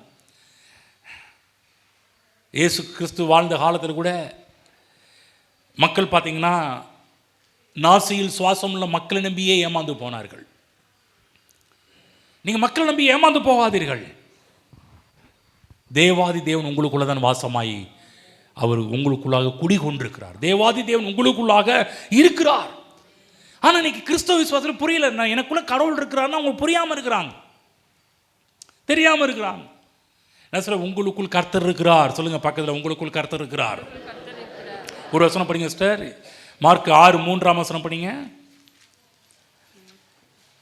மார்க் 6:3. இவன் தச்சன் அல்லவா? இவன் தச்சன் அல்லவா? மரியாளுடைய குமாரன் அல்லவா? யாக்கோபு, யோசே, யூதா, சீமோன் என்பவர்களுக்கு சகோதரன் அல்லவா? இவன் சகோதரிகளும் இங்கே நம்மிடத்தில் இருக்கிறார்கள் அல்லவா என்று சொல்லி அவரை குறித்து இடரல் அடைந்தார்கள். அவங்க எப்படி பார்க்குறாங்கன்னா தேவனா பார்க்கல. அவங்க எப்படி பார்க்குறாங்க? தச்சன் அல்லவா, மரியாளுடைய குமாரன் அல்லவா. அதுதான் பாருங்க, இந்த இப்படி நினைச்சதுனால தான் மத்திய 27:22 இவர்கள் சிலுவையில் அறைந்ததற்கான காரணமே இதனால தான். இவங்களை இயேசுவை சிலுவையில் அறைந்தார்கள். 27:22 பிலாத்து அவர்களை நோக்கி, அப்படியானால் கிறிஸ்து எண்ணப்பட்ட இயேசுவை நான் என்ன செய்ய வேண்டும் என்று கேட்டான். அவனை சிலுவையில் அறைய வேண்டும் என்று எல்லாரும் சொன்னார்கள். பாத்தீங்களா? எல்லாருமே என்ன சொல்றாங்க? இவன் என்ன செய்யணும்? சிலுவையில் அறைய வேண்டும். ஏன்னா இயேசு தேவன் கூட இருந்தும் அவர் தேவன் என்று அவங்க தெரியாத அளவுக்கு இருந்தார்கள். அநேக நேரத்தில் பாருங்க, நமக்குள்ள தேவன் இருக்கிறார் நம்ம புரியாமல் இருக்கிறோம். நான் சொல்றேன், நீங்கள் தேவனுடைய ஆலயமாக இருக்கிறீர்கள் என்றும் தேவனுடைய ஆவியானவர் உங்களுக்குள் வாசமாக இருக்கிறார் என்றும் அறியாது இருக்கிறீர்களா? ஆமென். ஏன் தெரியலன்னா, நீ நிறைய பேருக்கு ஆவிக்குரிய கண்கள் மங்களா இருக்குது. ஏன் மங்களா இருக்குன்னா, வார்த்தையை நாம் முதலாவது வைக்க தவறிவிட்டோம். தீர்க்கதரிசிகளை முதலாவது வைத்துட்டோம். வார்த்தையை முதலாவது வைப்பீர்கள் என்றால் நீங்கள் உங்கள் கண்கள் மங்களாக இருக்க வேண்டிய அவசியம் ஏற்படாது. ஏன் நாங்கள் நம்முடைய வாழ்க்கையில் தேவனை துல்லியமாக பார்க்க முடியவில்லை என்றால், தேவனுடைய வசனம் கால்களுக்கு தீபமும் பாதைக்கு வெளிச்சமுமான வார்த்தை என்று சொல்லப்பட்டிருக்குது. அது இல்லாமல் போனதுதான் பிரச்சனையாக இருக்கின்றது. அன்றைக்கு தேவாலயங்கள் இருந்தது, ஆராதனைகள் இருந்தது, பலிமுறைகள் இருந்தது, ஜெபங்கள் இருந்தது, பண்டிகைகள் இருந்தது. ஆனால் பார்வை தெளிவாக இல்லை. எல்லாம் இருந்துச்சு. இன்னைக்கு இருக்கிற மாதிரியே சர்ச் இருக்குதா? சர்ச் இருக்குது. பண்டிகைகள் இருக்குதா? ஆமாம், இப்போ 2 பண்டிகை போச்சு கொண்டாடுறது எல்லாமே இருக்குது. ஆனால் தேவன் இயேசு அவர்கள் மத்தியில் இருந்தும் அவங்க எப்படி பார்த்தாங்க? இவர் தச்சன் அல்லவா, மரியாளுடைய குமாரன் அல்லவா. இயேசுவை பார்த்தது அவங்க சாதாரண மனுஷனாக பார்த்தாங்க. இயேசுவை தேவனாக அவர்கள் பார்க்கவில்லை. அவங்க மற்ற எல்லாவற்றையும் பெருசாக கருதினார்கள். படிப்போம் யோவான் 4:12. அவங்க பார்வையில் எது பெருசாக இருந்துச்சு? இன்றைக்கு எப்படி கிறிஸ்தவங்க தேவனை தவிர மற்ற எல்லாரையும் பெருசாக வைக்கலாம், அந்த காலகட்டத்திலும் தேவனை காட்டிலும் மற்ற எல்லா கருத்தையும் பெரிதாக வைத்திருந்தார்கள். 4:12. இந்த கிணற்றை எங்களுக்கு தந்த நம்முடைய பிதாவாகிய யாக்கோபை பார்க்கிலும் நீர் பெரியவரோ? என்னமா கேட்குறாங்க? யாக்கோபை பார்க்கிலும் நீர் பெரியவரோ? அவரும் அவருடைய பிள்ளைகளும் அவர் மிருக ஜீவன்களும் இதிலே குடித்ததுண்டே என்றார். கவனிங்க, இந்த அம்மா புதிய ஏற்பாட்டு காலத்திலே சமாரியா ஸ்திரீட இயேசு கிறிஸ்து பேசிட்டு இருக்கும்போது அந்த பெண்ணுடைய மனதில் யார் பெரியவராக இருந்தார்னா, யாக்கோபை காட்டிலும் யாக்கோபை பார்க்கிலும் நீர் பெரியவரோ. அப்போ அவங்க எது மனதில் யார் பெரிய ஆளு? யாக்கோபு. எங்க யார் பக்கத்தில் இருக்கிறா? தேவாதி தேவன், அண்டு சராசரத்தை உண்டாக்கின தேவன். ஆதியிலே வார்த்தை இருந்தது, அந்த வார்த்தை தேவனாக இருந்தது, அந்த வார்த்தை தேவனிடத்தில் இருந்தது என்று சொல்லப்பட்டிருக்குது. தேவன் வார்த்தை தேவனாக இருந்தவர், தேவன் இப்போ பக்கத்தில் நிற்கிறாரு. இன்னும் என்ன பேசுறாங்க? யாக்கோபை பற்றி பேசிட்டு இருக்கிறான். யாக்கோபை காட்டிலும் பெரியவராயா நீ? தேவ பிள்ளைகளே, இப்படி தான் நம்ம இன்னைக்கு கிறிஸ்தவ உலகமும் சில ஊழியக்காரங்களை மனதை வச்சு இவங்க பெரியவங்க அவங்க பெரியவங்க. நான் சொல்கிறேன், உங்களுக்கு ஒரு காரியம் சொல்கிறேன், எங்களை கூட நீங்கள் பெரிய இடத்தில் தேவன் இருக்கிற இடத்தில் எங்களை கூட வைத்து விடக்கூடாது. புரியுதுங்களா? தேவனை வைக்க வேண்டிய இடத்தில் எந்த ஒரு ஊழியக்காரனையும் நீங்கள் வைத்து விடக்கூடாது. சொல்லுங்கள், பக்கத்தில் சொல்லுங்கள், எங்கள் அவரை கூட முதலாவது வைக்கக்கூடாதுங்கன்னு சொல்லுங்கள். கரெக்டாக சொல்லுங்கள், தெளிவாக சொல்லுங்கள். சாமிப்பா நீங்கள், அவ்வளோதான். நீங்கள் என்னைக்கு நீங்கள் எங்களை சாமியாக பார்க்குறோம், நீங்கள் காலியாக போயிடுவீங்க. புரியுதுங்களா? நாங்கள் சாமி யார், சாமி யாருன்றதை காமிக்கிற சாமியார்கள். ஹலோ, புரியுதுங்களா? எங்கள் காலில் வந்து நீங்கள் தண்ணி ஊற்றணும், பூ ஊற்றணும், அப்படி சொல்கிற சாமியார்கள் கிடையாது. உண்மை நிஜ சாமியார்கள் நாங்கள் தான். ஏன்னா சாமி யாருன்றதை காமிக்கிறோம். எங்களை கூப்பிட்டு உங்கள் வீட்டில் வைக்காதீங்க, உங்கள் மனதில் வைக்காதீங்க. தேவனை ஆதியாக கொண்டிருங்கள், தேவனுடைய வார்த்தையை ஆதியாக கொண்டிருங்க. புரிஞ்சு என்ன சொல்லியிருக்கிறோம்? இன்னைக்கு நிறைய கிறிஸ்தவ குடும்பத்தில் ஏற்படுற எல்லா பிரச்சனையும் காரணம் யாக்கோபு காட்டில் நீங்கள் பெரியவரா, எங்கள் ஊழியக்கார காட்டு. நீங்களாம் பாருங்க, நாங்கள் நிறைய பேருடைய குடும்பத்தில் நாங்கள் தான் பெரிய ஆளாக இருப்போம், இயேசு சின்னவராக இருப்பார். தயவுசெய்து சொல்கிறேன், எந்த ஊழியக்காரர்களையும் உங்கள் வாழ்வில் முதல் இடத்துல வைக்க கூடாது. அவங்க வயசில் பெரியவங்களோ வயசில் சின்னவங்களோ யாரையும் முதலிடத்தில் வைக்கும். தேவனை தவிர வேற எதையும் யாரையும் முதலாவது வைக்கக்கூடாது. மத்திய 12ஆம் அதிகாரம் போவோம், 41ஆம் வசனம். இயேசு கிறிஸ்து சொல்றாரு, அவங்க மனதில் இருந்த பல கலைகளை பிடுங்கி போடுறாரு பாருங்க. யாக்கோபு காட்டிலும் பெரியவர் இருக்கிறார், ஆனால் உங்களுக்கு புரியல, பின்னாடி புரிஞ்சுக்கிட்டாங்க அம்மா. இப்போ மத்திய 12:41 படிங்க பார்க்கலாம். யோனாவின் பிரசங்கத்தை கேட்டு நினிவே பட்டணத்தார் மனம் திரும்பினார்கள். இதோ யோனாவிலும் பெரியவர் இங்கே இருக்கிறார், யோனாவிலும் பெரியவர் இங்கே இருக்கிறார். யாக்கோபிலும் பெரியவர், யோனாவிலும் பெரியவர். இன்னொரு வசனம் 12:42 படிங்க பார்க்கலாம். தென் தேசத்து ராஜஸ்ரீ பூமின் நானே படிக்கிறேன். தென் தேசத்து ராஜஸ்ரீ பூமின் எல்லைகளிலிருந்து சாலமோனுடைய ஞானத்தை கேட்க வந்தால், இதோ சாலமோனிலும் பெரியவர் இங்கே இருக்கிறார். ஆதலால் நியாய தீர்ப்பு நாளிலே அந்த ராஜஸ்திரீ இந்த சந்ததியாரோடு எழுந்து நின்று இவர்கள் மேல் குற்றம் சுமத்துவாள். என்ன சொல்றார் இயேசு? அந்த காலகட்டத்தில் யூதர்கள் யாரை முதலாவது வைக்க வேண்டுமோ அவரை முதலாவது வைக்காம, யார் யாரெல்லாம் முதலாவது வைக்கக்கூடாதோ அவங்களெல்லாம் தூக்கி தலைமையில வச்சு கொண்டாடிட்டு இருக்கிறாங்க. யாக்கோபு தலைமையில வச்சு தூக்கி கொண்டாடிட்டு இருக்கிறாங்க, யோனாவை தலைமையில தூக்கி வச்சு கொண்டாடிட்டு இருக்கிறாங்க, மோசையை தலைமையில தூக்கி வச்சு கொண்டாடிட்டு இருக்கிறாங்க, ஆபிரகாமை தலைமையில தூக்கி வச்சு கொண்டாடிட்டு இருக்கிறாங்க. இங்க பார்க்குற சாலமோனை காட்டிலும் தலைமையில தூக்கி வச்சு கொண்டாடிட்டு இருக்கிறாங்க. ஏது சொல்றாரு? சாலமோனை காட்டிலும் பெரியவர் இங்கே இருக்கிறார். புரிஞ்சுக்கலாம் சொல்லிட்டு இருக்குது என்னன்னு. ஆக தேவ பிள்ளைகளை எந்த தீர்க்கதரிசியிலும் நீங்கள் முதலிடத்தில் தேவனை காட்டிலும், தேவனை தவிர வேற எந்த ஊழியக்காரரும் நீங்கள் உங்கள் மனதிலும் உங்கள் வாழ்க்கையிலும் முதலிடத்தில் வைக்க கூடாது. ஆமென். புரிஞ்சுங்களா? ஒரு வேத பகுதி போயிட்டு வருவோம். மத்திய புஸ்தகம் 17ஆம் அதிகாரம் திருப்பிக்கோங்க. நானே நேரம் குறைவாக இருக்கு, நானே சில வசனத்தை படித்து காமிக்கிறேன். இப்போ மறுரூப மலையிலே பேதுரு இங்கே பார்க்குறோம், 3 பேரை தேவன் கூட்டிட்டு போறாரு மறுரூபமலைக்கு. 17:1 6 நாளைக்கு பின்பு இயேசு பேதுருவையும் யாக்கோபையும் அவனுடைய சகோதரனாகிய யோவானையும் கூட்டிக் கொண்டு தனித்திருக்கும்படி உயர்ந்த மலையின் மேல் போய், கவனிச்சிங்களா? 3 பேர், 12 பேர் இருந்தாங்க. 12 பேர்ல 3 பேரை செலக்ட் பண்றார். யார் யாரு? பேதுரு, யாக்கோபு, யோவான். படிக்கிறேன். அவர்களுக்கு முன்பாக மறுரூபமானார். அவர் முகம் சூரியனை போல பிரகாசித்தது, அவர் வஸ்திரம் வெளிச்சத்தை போல வெண்மையாயிற்று. அப்பொழுது மோசேயும் எலியாவும் அவருடைய பேசுகிறவர்களாக அவருக்கு காணப்பட்டார்கள். மோசே 5 புஸ்தகம் நியாயப்பிரமாணத்துக்கு இணையாக, எலியா தீர்க்க தரிசன புஸ்தகங்களுக்கு இணையாக நின்று பேசிக் கொண்டிருக்கிறார். 3மே கன்சல்ட் பண்ணுது. இயேசு புதிய ஏற்பாடு, வேதத்தை யூதர்கள் 3ஆக பிரிப்பாங்க. எப்படி பிரிப்பாங்கன்னா, நியாயப்பிரமாணம், தீர்க்க தரிசனம், புதிய இது. இந்த இடத்துல பார்க்குறோம் 3 புஸ்தகம். அங்கே இந்த இடத்துல வேதாகமே, நியாயப்பிரமாணம், தீர்க்க தரிசனம், கிருபை, 3மே பேசிக்கிட்டு இருக்கு. இயேசு கிருபையானவர், 3மே பேசிக்கிட்டு இருக்கிறாங்க. அப்பொழுது பேதுரு இயேசுவை நோக்கி, ஆண்டவரே, நாம் இங்கே இருக்கிறது எவ்வளவு ரொம்ப நல்லா இருக்கு தெரியுமா? ரொம்ப நல்லது ஆண்டவரே. ஏன் பேதுருக்கு ஆசைன்னா, அவங்க வாழ்க்கையில் யாரை பார்க்கணுன்னு ஆசையாக இருந்தாங்களோ அவங்கள பார்த்துட்டாங்க. மோசையை பார்க்கணுன்னு ஆசை, எலியாவை பார்க்கணுன்னு ஆசை, ரெண்டு பேரையும் இயேசு கிறிஸ்து கூட பார்த்துட்டாங்க. இப்போ இவங்களுக்கு ரொம்ப நல்லா இருக்குதுப்பா இந்த இடம், எவ்வளோ அருமையாக இருக்குது நல்லா இந்த இடம் அப்படின்றாங்க. நல்லது, உமக்கு சித்தமானால் இங்கே உமக்கு ஒரு கூடாரமும் மோசைக்கு ஒரு கூடாரமும் எலியாவுக்கு ஒரு கூடாரமுமாக 3 கூடாரங்களை போடுவோம். கவனமாக கேளுங்க, இயேசு கிறிஸ்துவோடனே கூட இருந்த சீசனுக்கு என்ன ஆசைன்னா, எப்பா எலியா இருக்கிறாரு, மோசஸ் இருக்கிறாரு, மோசை இருக்கிறாரு, பேசாமல் இங்கே டேரா போட்டுடலாம்ப்பா அப்படின்றாங்க.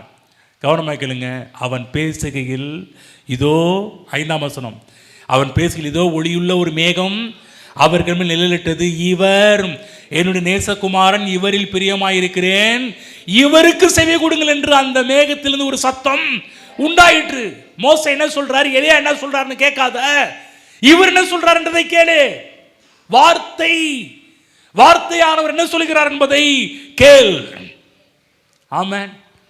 அந்த நாட்களில் பாருங்க, மக்கள் மோசைக்கு, எலியாவுக்கு, யாக்கோபுக்கு, ஆபிரகாமுக்கு எல்லாம் முக்கியத்துவம் கொடுத்துட்டு இருந்தாங்க. இவர் சொல்றாரு, இவர் என்னுடைய நேசகுமாரன், இவரில் பிரியமா இருக்கிறேன் சொல்றாரு, இவருக்கு செவி கொடுங்கள். எல்லாரும் சொல்றாங்க, இவருக்கு செவி கொடுங்கள். பக்கத்தில் பைபிளை கையில் எடுத்தீங்க, யார் அந்த இவர்? அவர் தான் இவர். சொல்லுங்க, இவருக்கு செவி கொடுங்கள். சொல்லுங்க, இவருக்கு செவி கொடுங்கள். ஆமென். புரியுதுங்களா? வார்த்தையானவர் இவருக்கு செவி கொடுங்கள். பிதாவானவர் பரலோகத்திலிருந்து பேசுறாரு. மோசைக்கு கிடையாது, எலியாவும் கிடையாது. அங்க இருக்கிற பேதுரு பார்த்து சொல்றாரு, கூட இருக்கிற யோவான் யாக்கோபு பார்த்து சொல்றாரு, இவருக்கு செவி கொடுங்கள். ஏன் தெரியுங்களா? படிக்கிற பாருங்க, அவன் பேசுகையில் இதோ ஒளியில் ஒரு மேகம் அவர்கள் நிழலிட்டது, இவர் நேசகுமாரன், இவரில் பிரியமாயிருக்க, இவருக்கு செவி கொடுங்கள் என்று அந்த மேகத்திலிருந்து ஒரு சத்தம் உண்டாயிற்று. சீசர்கள் அதை கேட்டு முகம் குப்புற விழுந்து மிகவும் பயந்தார்கள். அப்பொழுது இயேசு வந்து அவர்களை தொட்டு, எழுந்திருங்கள், பயப்படாதிருங்கள். அவர்கள் தங்கள் கண்களை ஏறெடுத்து பார்க்கையில் இயேசுவை தவிர வேறு ஒருவரையும் காணவில்லை. சொல்லுங்க, இயேசுவே நிரந்தரம். சொல்லுங்க, வார்த்தையே நிரந்தரம். சொல்லுங்க, வார்த்தையை எடுத்துக்கொள்ளுங்கள், வார்த்தையே நிரந்தரம். ஆமென். மற்ற எல்லாரும் போயிட்டாங்க, இயேசு மட்டும் இருக்கிறார், வார்த்தை மட்டும் இருக்குது. நான் சொல்லட்டுங்களா, நான் கூட என்னை கர்த்தர் எவ்வளோ நாள் இந்த உலகத்தில் வைத்து அவ்வளோ நாள் தான் இருக்க முடியும். நான் கூட இந்த உலகத்தை விட்டு போவேன். ஆனால் ஒன்று சொல்கிறேன், கேட்கணுமா? சொல்கிறதுக்கு தெரியுங்களா, இந்த வார்த்தை உங்களை விட்டு போகாது. இந்த உலகத்தில் நீங்கள் யாரெல்லாம் மேலிடத்தில் வைத்தீர்களோ அவர்கள் உங்களை விட்டு ஒரு நாள் போவார்கள். ஆனால் உங்களை விட்டு போகாத ஒருத்தர் இருக்கிறார்னா, விலகாத ஒருத்தர் இருக்கிறார்னா, தேவன் இயேசு மட்டும்தான் உங்களை விட்டு விலகாதவர். வார்த்தை விலகாது. ஆமென், ஆமென். இயேசு இந்த எவ்வளோ பெரிய படத்தை மத்திய இங்கே எடுத்து காமிக்கிறார் பாருங்க. ஆகவே உங்கள் வாழ்வில் எந்த ஒரு தீர்க்கதரிசியையும் முதலாவது நீங்கள் வைக்காதிருங்கள். இவருக்கு செவி கொடுங்கள். யாருக்கு? இயேசுக்கு செவி கொடுங்கள், வார்த்தைக்கு செவி கொடுங்கள். புரியுதுங்களா? வரம் பெற்றவர்கள் மறைந்து போனார்கள். மோசஸ் பயங்கரமான வரம் பெற்றவர், ஏகப்பட்ட மிராக்கெல்லாம் பண்ணாரு இல்லைங்களா? உங்களுக்கு தெரியும், வானத்தை கை கோல் எடுத்து நின்றாலே செங்கடல் பிளக்குது, காடை வருது, மண்ணா வருது, பெரிய பெரிய 10 வாதைகள்லாம் வர ஆரம்பிக்குது. அங்கே பார்க்குறோம் அவங்கெல்லாம் போயிட்டாங்க. எலியா பார்க்குறோம், எலியா அவர் வானத்திலிருந்து அக்கினி இறக்கணும், மலையை நிப்பான்னு மலையை வர வச்சவர், பெரிய பெரிய அற்புதம். வரம் பெற்றவர்களெல்லாம் காணா போயிட்டாங்க. வார்த்தையானவர் அங்கு தென்படுகின்றார். தேவ பிள்ளைகளே, வார்த்தையை ஆதியாக யார் யாரெல்லாம் வார்த்தையை ஆதியாக நீங்கள் வைக்கிறீங்களோ அவர்களுக்கு தேவன் தென்படுவார். புரிஞ்சுங்களா? தேவன் உங்கள் வாழ்வில் வெளிப்பட வேண்டும் என்றால் முதலாவது வார்த்தையை நீங்கள் சரியாக வைப்பது ரொம்ப ரொம்ப நல்லது. நீ 3 காரியம் சொல்ல தான் நேரம் இருந்துச்சு, அடுத்த வாரத்தில் மீதி 3 சொல்கிறேன். இப்போ திரும்ப சொல்லுங்கள் பார்க்கலாம். எதை முதலாவது வைக்கக்கூடாது? ஜெபத்தை.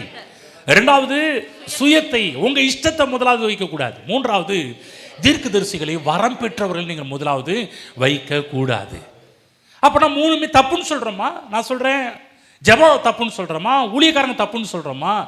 ஊழியக்காரங்க அவசியம். இப்போ நாங்கள் உங்கள்கிட்ட பேசிடுறோம், தேவனுடைய வார்த்தையை ஷேர் பண்ணிட்டு இருக்கிறேன், நான் உங்களுக்கு இப்போ தேவைப்படுறோம். ஆனால் என்னை நீங்கள் எந்த இடத்துல வைக்கக்கூடாதுன்னா தேவனுக்குரிய இடத்தில் என்னை வைத்து விட கூடாது. யார் யாரை எந்த இடத்துல வைக்கணுமோ அந்தந்த இடத்துல சொல்லுங்க. யார் யாரை எங்கே வைக்கணுமோ சொல்லுங்க. யார் யாரை எங்கெங்கே வைக்கணுமோ அவங்கள அங்கங்கே தான் வைக்கணும். புரிஞ்சுங்களா? இப்போ என்னையும் புரிஞ்சுக்கணும். சொல்லுங்க, இவரை எங்கே வைக்கணுமோ அங்கே தான் வைக்கணும். அப்போ யாரை முதலாவது வைக்கணும்? தேவனுடைய வார்த்தையை தான் நீங்கள் முதலாவது வைக்க வேண்டும். ஓகேங்களா? எழுந்திருப்போம். அடுத்த வாரத்தில் தொடருவோம். தேவன் சகல பிரஸ்தாபத்தை பார்க்கலும் வார்த்தையை மகிமைப்படுத்தி இருக்கிறார். ஆதியிலே வார்த்தை இருந்தது, அந்த வார்த்தை தேவனிடத்திலிருந்து, அந்த வார்த்தை தேவனாக இருந்தது, அந்த வார்த்தை மாம்சமானது என்று சொல்லி 14 படிக்கிறோம். யோவான் 1:14 படிக்கிறோம். அந்த வார்த்தை தான் மாம்சமானது. வார்த்தையானவர் நம்மோடு கூட இருக்கிறார். தேவ பிள்ளைகளே, உங்கள் வாழ்விலே வார்த்தையை முதலாவது வைக்க கற்றுக்கொள்வீர்கள் என்றால் இந்த உலகத்தில் உருவாகின்ற பல பிரச்சனைகளுக்கும், பல போராட்டங்களுக்கும், பல கண்ணீர்களுக்கும், பல சண்டைகளுக்கும் நீங்கள் தப்பலாம். பல பஞ்சங்களுக்கு தப்பலாம், பல ஏமாற்றங்களுக்கு தப்பலாம். சோர்ந்து போக மாட்டீர்கள். நான் சொல்ல, தேவனுடைய வார்த்தை தான் உங்கள் வாழ்வில் முதல் இடத்தில் இருக்க வேண்டும். நீங்களே ஜெபம் பண்ண ஆரம்பிச்சோம். நீங்கள் வார்த்தையை முதலாவது வைப்பீங்கன்னா நீங்கள் எல்லாம் எங்களை சார்ந்து கொள்ள வேண்டிய அவசியமே இருக்காது. ஆமென். வரம் பெற்றவர்களை தேடி நாடி ஓட வேண்டிய அவசியமும் இருக்காது. அவர்கள் நடத்தின அதே ஆவியானவர் தான் இப்போ யாருக்குள்ள இருக்கிற உங்களுக்குள்ள இருக்கிறார். நம்ம என்ன பண்ணுறோம்னா, இந்த பக்கம் போகிறோம், 4 மாவடிக்கு போகிறோம், இந்த பக்கம் கோயம்புத்தூருக்கு போகிறோம், இந்த பக்கம் சென்னைக்கு போகிறோம், இந்த பக்கம் திருப்பத்தூருக்கு போகிறோம், இங்கெல்லாம் போனால் ஏதோ விடுதலை ஆகாமல் நினச்சிட்டு இருக்கிறோம். நீங்கள் எங்கேயும் நாடி தேடி ஓட வேண்டிய அவசியம் கிடையாது. அவர்கள் நடத்துகிற அதே ஆவியானவர் தான் இன்றைக்கு அவர் உங்களுக்குள்ள இருக்கிறார். புரிஞ்சுக்கலாம்? அதே ஆவியானவர் உங்களுக்குள்ள இருக்கிறார். நம்ம என்ன பண்ணுறோம், இங்கே போனால் சரியாயிரும், அங்கே போனால் சரியாக நினச்சிட்டு இருக்கிறோம். சரி ஆகாது. ஏன்னா நீங்கள் எதை முதலாவது வைக்கிறீங்க? மனிதர்களை முதலாவது வைக்கிறீர்கள். தேவனுடைய வார்த்தை நீங்கள் முதலாவது வைத்து பாருங்க. பல பிரச்சனைக்கு தப்பலாம், பல கண்ணீருக்கு தப்பலாம், பல வேதனைகளுக்கு நீங்கள் தப்பலாம். ஆமென். உயர் ரகமான ஒரு வாழ்வை வாழலாம். புரியுதுங்களா? தாழ்ந்த ஒரு வாழ்வை வாழ வேண்டிய அவசியம் கிடையாது. ஏந்தி வாழ வேண்டிய அவசியம் கிடையாது. தலை நிமிர்ந்து அவருடைய பிள்ளையை அந்த பூமியில் நீங்கள் வாழ ஆரம்பிக்கலாம். முடிவு பண்ணணும் எந்த இடத்துல நாங்கள் இருக்கணும் வேண்டும் என்று நீங்கள் முடிவு பண்ணணும். வார்த்தைக்கு முதலிடம் கொடுக்கின்ற ஒரு ஆளாக இருக்க போகிறோன்னா, இல்லை ஜெபத்துக்கு உபவாசத்துக்கு முதலிடம் கொடுக்குற ஒரு ஆளாகவோ, அல்லது என் சுயத்துக்கு என் இஷ்டத்துக்கு முதலிடம் கொடுக்குற ஒரு ஆளாகவோ, அல்லது தீர்க்கதரிசிகளை நாடி தேடி ஓடுற ஒரு ஆளாகவோ இருக்கிறேனா என்பதை சற்று உங்களை நீங்களே சீர்தூக்கி பாருங்கள். நீங்கள் முடிவு பண்ணணும். திரும்ப சொல்கிறேன், ஜெபம் உபவாசம் மட்டப்படுத்தலை, அதை வைக்க வேண்டிய இடத்துல வைக்கணும். உங்களுடைய சுயம் அப்போ ஏன் விருப்பம்? உங்கள் விருப்பத்தை நாங்கள் கீழே கொண்டு வரல. உங்கள் விருப்பத்தை தேவ விருப்பத்தோடு கலந்து விடுங்கள்னு சொல்கிறேன். உங்கள் விருப்பம் நல்லது, உங்கள் தீர்மானம் நல்லது, உங்கள் இஷ்டம் நல்லது. ஆனால் அவைகள் எல்லாவற்றையுமே தேவனோடு கலந்து விடுங்கள். தேவனுடைய வார்த்தையோடு கலந்து செல்ல ஆரம்பிங்கன்னு சொல்கிறோம். ஊழியக்காரங்களை போய் கீழே தள்ள சொல்கிறீங்களா? இல்லை, அவங்கள முதலாவது வைக்காதீங்க. அவங்க சொல்கிற தேவனுடைய வார்த்தையை நீங்கள் முதலாவது வையுங்கள். எங்களை கிடையாது, நாங்கள் சொல்கிற வார்த்தையை உங்கள் மனதில் கொண்டு போய் வையுங்கள். அதுதான் உங்களுக்கு வாழ்வு கொடுக்கும். ஆமென்.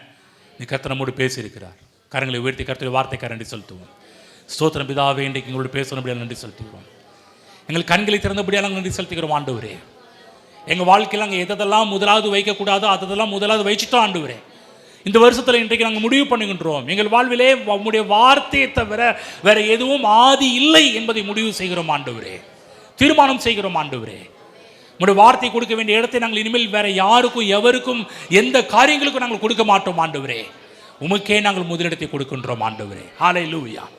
எங்கள் அன்பின் பிதாவே இயேசு கிறிஸ்து நாமத்தில் நம்முடைய சமூகத்தில் வருகிறோம்.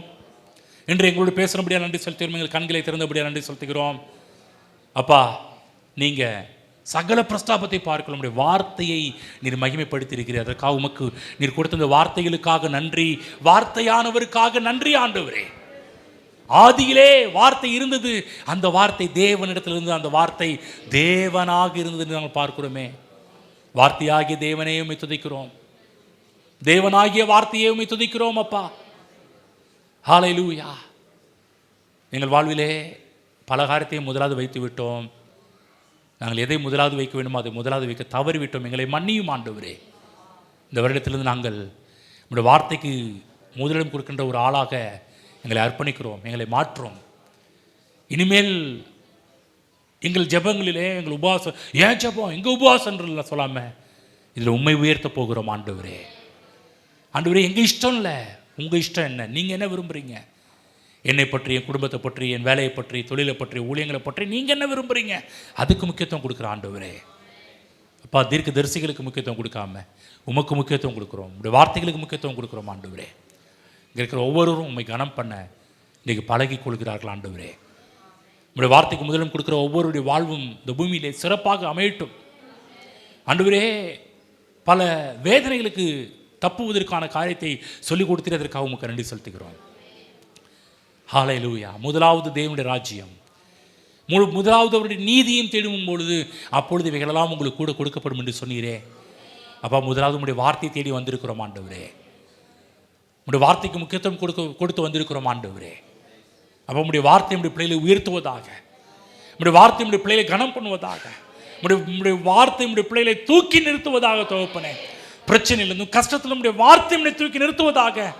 நாங்கள் இந்த உலகத்தை விட்டு ஒரு நாள் போகலாம் ஆண்டவரே, ஆனால் நீர் உம்முடைய பிள்ளைகளை விட்டு எங்களை விட்டு விலகாத தெய்வம். எங்கள் விலகாத உம்முடைய வார்த்தை எங்களோடு இருப்பதற்காக நன்றி செலுத்துகிறோம் ஆண்டவரே. இங்கே இருக்கிற நம்முடைய பிள்ளைகள் ஒவ்வொரு இயேசு கிறிஸ்து நாமத்தில் ஆசீர்வதிக்கிறேன். நம்முடைய வார்த்தையினால் இந்த பூமியில் வாழ்ந்திருப்பார்களாக, நம்முடைய வார்த்தையினால் இந்த பூமியில் செலுத்தி இருப்பார்களாக, நம்முடைய வார்த்தையை பிடித்து கொண்டு ஜீவ ஒளியாய் சுடர்களாக ஒளி வீசுவார்களாக. ஹல்லேலூயா. ஓ, இந்த இளம்பிள்ளையிலே நம்முடைய வார்த்தையை பிடித்துக் கொண்ட மக்களாக நம்முடைய பிள்ளைகள் உலா வருவார்களாக, வார்த்தையின் மக்களாக, வார்த்தையின் பிள்ளைகளாக இந்த பூமியிலே இந்த இளம்பிள்ளையிலே தென்படுவார்களாக தகப்பனே.